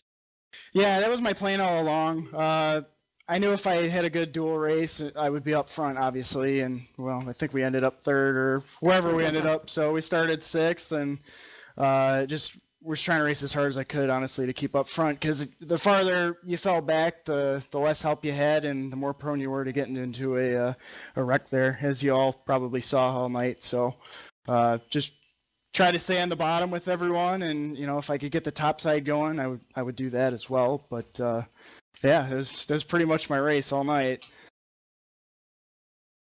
Well, it certainly looked that way. You had a couple partners out there, drafting partners, did a great job there pushing in the draft. There's one thing we saw a little bit throughout this race was how difficult it was to run the car just kind of under low speeds, perhaps in first or second gear. So kind of speak to that. How difficult was it in slow situations, whether it was under caution or even on pit road, trying to get that thing fired up and stay in a straight line? Well, I did a couple practice pit laps there in happy hour and practice, and even just getting out of your pit stall was kind of tough in first gear. So I restarted the race in second gear the whole night. Actually had two guys in front of me before we even started the race damn near wrecked me, so that was a little sketchy as well. But as long as you were in second gear on the restarts, you were fine. It was just a matter of not getting killed on pit road, looping it coming out of your stall. Well, one more question for you, Chad.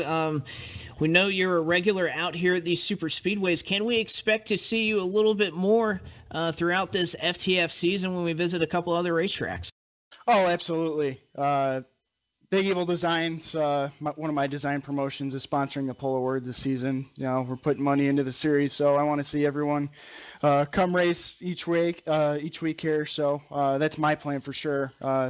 Lots of competition here, and we've been following the Cup schedule, and these guys just put on great races every season. So would have liked to have been first tonight. I've finished top 5 in these things for a long time here, but with the new package, we'll see how I do on the rest of the schedule. That's usually my my downfall, to be honest with you, as I usually struggle at some of the other tracks, at least with the last year's package and the years before that. So looking forward to the rest of the season.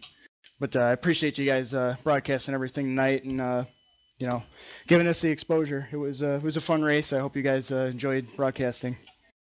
No doubt about it, Chad. We'll give the mic to you one more time. We had a great crowd on tab with us all night. Go ahead and give a shout out to anybody who got you up here on the podium. Big thanks to Nick Baker, Motorsports, everybody involved with them tonight. Unfortunately, Steve and Nick couldn't run with us tonight. Thinking about Nick, his grandfather passed away last week, so he's been with his family. Steve didn't run tonight. Sorry, he didn't come out. But Zach Rogers, Joey Bailey, Cosman, all those guys, Adam, they were all helping me all night. Just trying to help each other. We've been doing this for a long time together. So, yeah, and a shout out obviously to the admins and you guys once again for putting up the show. It's been a blast. Well, it certainly has been, Chad, and unfortunately we have to let you go here, but a great run nonetheless all night long. That'll put you third on the podium. That's the driver of the number 8 Mountain Dew Chevrolet. Coming home third tonight, Chad Mikis. But Joe Allen, I believe you've caught up with the guy that came so close to taking down Davey Hazard, and that is the driver of the 33, Adam Codall. Yes, sir. I have caught up down here on pit road with the driver of the number 33 M&M's Toyota Camry. Adam, tell us about your race, man. A race of attrition, long time, just over 3.5 hours, I believe, was the run time of the race, and you came up one position short. What do you think you could have done there differently to try and take down the number 30 machine of Davey Hazard and potentially win this Daytona 500? Overall, I had a great race anyways, no matter what position I finished in. And probably coming out of turn 4, I could have swung it high, and he probably would have blocked me. I probably could have gone back below him to make the pass. That all would have depended if Chad could have followed me, but I didn't want to risk him turning me, so I kind of just waited a little bit longer. That just ended up being the end of it. And just come up short like that, I can't be upset. This is my best finish in the Daytona 500, second. Yeah, the heartache's there from just being a bumper away, but I'll take it as a win because this race was absolutely astonishing. It was fantastic. Everybody kept a clean head, and there weren't hardly any wrecks. Just everybody was actually minding their P's and Q's and working together with everybody, and just even though I came up that short, this was a win in my books. Yeah, absolutely. And you know what? It looked like a ton of fun out there. And what we saw a little bit different from covering the duels last weekend to this weekend is the two distinct grooves that came in and how we were able to see cars really utilize not only the bottom, but the middle groove and the top groove. you know, during the off week here between the duels and the actual Daytona 500, did you guys get together as an administrative staff and make a few adjustments to the track or the setup combination at all, or were we looking at the same combo we ran during the duels last weekend? There was like one minor change in the rear springs of the setup. That was probably about it. But to be honest with you, I don't think that caused any change in the style of racing. Everybody just, they knew what they had to work with. And with what they worked with, they were able to capitalize on it and actually maintain a steady high line to actually be competitive to the people on the low line. So that way it wasn't in a whole just one bottom feeder race. You know, it was there for a little while because everybody was just minding their own business. Everybody was just riding. But even towards the end, before that last caution, we were nervous because with the pit stops, with the way they fell, just everybody was they were on edge. They were on the splash of fuel, thinking, okay, we got to go into saving mode. Everybody started slowing down. We were down to about 193 miles an hour when we've been doing 205 all day just to try to save. But then once the caution came out, everybody knew what they had to do. Everybody knew what they had to work with, and they made it a great race. And I'm honestly amazed at everybody. Yeah, absolutely. It was definitely a fantastic race, not only from up here in the booth and production trailer, but we had over 90 fans at one point in the YouTube chat box and viewers watching this race live towards the end of it. So hats off to all of you guys for putting this on. I know you were missing your two administrators in Kevin McAdams and Justin Malillo. So hats off to the rest of you guys to come out here and put on arguably the biggest race of probably the calendar year here in 2019 for NR 2003. Over 100 entries for this race to come down and do this is a awesome feat for all you guys here at FTF. So, hey, I'm going to throw the microphone to you one more time, bud. I know you got some fans and supporters out there that will probably watch this back when it's archived. Go ahead and give a shout out to all of them, everybody who helped to get you here, and congratulations again on your second place finish tonight. Thank you so much. It's been an absolute honor to race with everybody and all my friends and family that have been watching. Thank you. I love you. To all my supporters, I'm sorry I came up short, but consider this as a win because I absolutely drove my heart out for it. All right, guys, that's our second place finisher, Adam Kodal, on the number 33 M&M's Toyota Camry. But David Schildhouse, I think you caught up with probably the happiest guy in Daytona Beach, Florida. That's our race winner, the number 30 at Davey Hazard. Take it away, David. Indeed I am, and from one David to another, Davey Hazard, congratulations on winning the FTF Daytona 500. How does that sound? Like it wasn't possible about a week ago. And what makes you say that? What made it seem impossible a week ago? When we were qualifying to get into the duels, I was downloading everything before the very last qualifying session they had. So it was all just kind of a last minute thing that I decided to do on a whim. I was going to run the season, but I didn't want to do all the Daytona stuff, but I just kind of did it out of the blue, and I did not expect any of this to be happening. So walk me through the moment in time when you were out in front of this field and off the final bend of the tri-oval, car gets away from you, and all of a sudden you're down underneath the yellow line looking at the infield. Somehow you managed to save it and bring it up on the track and slot it in about the 6th position. Walk us through those moments. At about that time, I mean, yeah, I peed myself there a little bit, but honestly, I was thinking more about the time when I almost flipped off of 2. That was a little bit scarier for me. So I was pretty happy that I didn't spin out. I was you know, it wasn't really that hard of a save, but just very, very lucky. As you go through a 500-mile race, takes a lot of patience, a lot of discipline, and some strategy. What did you find yourself doing to keep yourself in the right position at all times?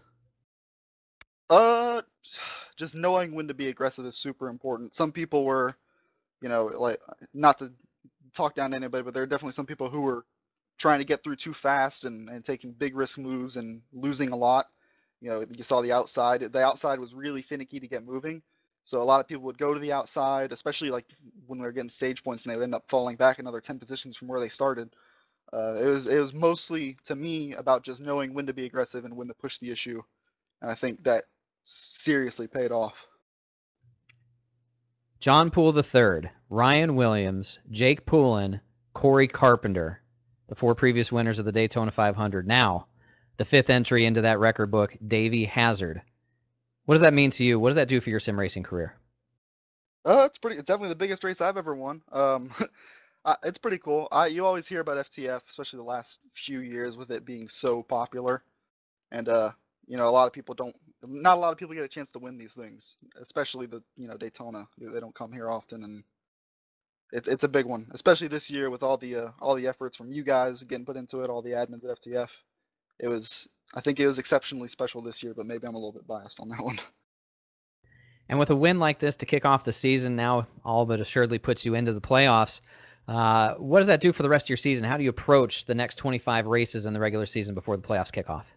I'm not going to change. I'm going to try and win every race I can, and if I don't, that's fine, because I'm locked in. But if I do, hell yeah, let's get those bonus points, and let's rock it.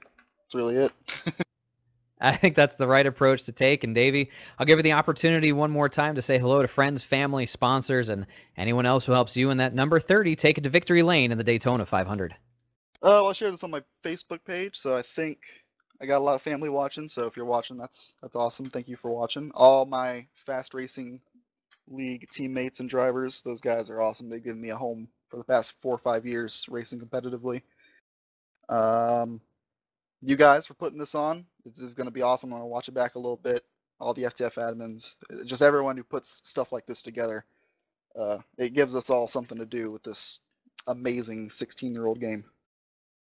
Indeed it does. And now you can add the title of Daytona winner to your ledger of accomplishments. Davey Hazard, congratulations, and way to kick off the 2019 season. Thank you, guys. There you have it, your winner, Davey Hazard. You can hear the emotion in his voice. You can hear the emotion even in Adam Kodal's voice as well of how much it means to finish up front here in the Daytona 500, Blake. And now we can say we've done 200 laps, 500 miles around the Daytona International Speedway, put this one in the books. What are your takeaways from tonight's event? That just a lot of people can come together and just really make something special happen. Just the entire field to run that close the last 10 laps. I know you and I, man, there was just something about those last 10 laps that is just going to be memorable and stick in people's minds for a long time, and hopefully a memory that will last throughout the entirety of this 2019 season for FTF. A fantastic job by all the drivers out here all week long. Went hard in qualifying, the duels, and now to culminate in not only just a 500-mile race, but one that was competitive, that was hard, that was clean, and resulted in a very deserving winner. Can't really think of a better way to wrap up Speed Weeks, David, but what a race it was, and kind of makes me look forward to next year, to tell you the truth. It certainly raises the bar, and hopefully this won't be the last time we get to come and visit the FTF Racing League and bring you more exciting racing action. That'll just about wrap things up for us, but before we go, I want to make one more mention. If you or your league is interested in getting broadcast right here on the Virtual Motorsports Network, we do have space available. And for more information on how to get your NASCAR Racing 2003 season league broadcasted, just visit our Facebook page at facebook.com/Virtual Motorsports Network and send us a message today. But for now, we will leave it there.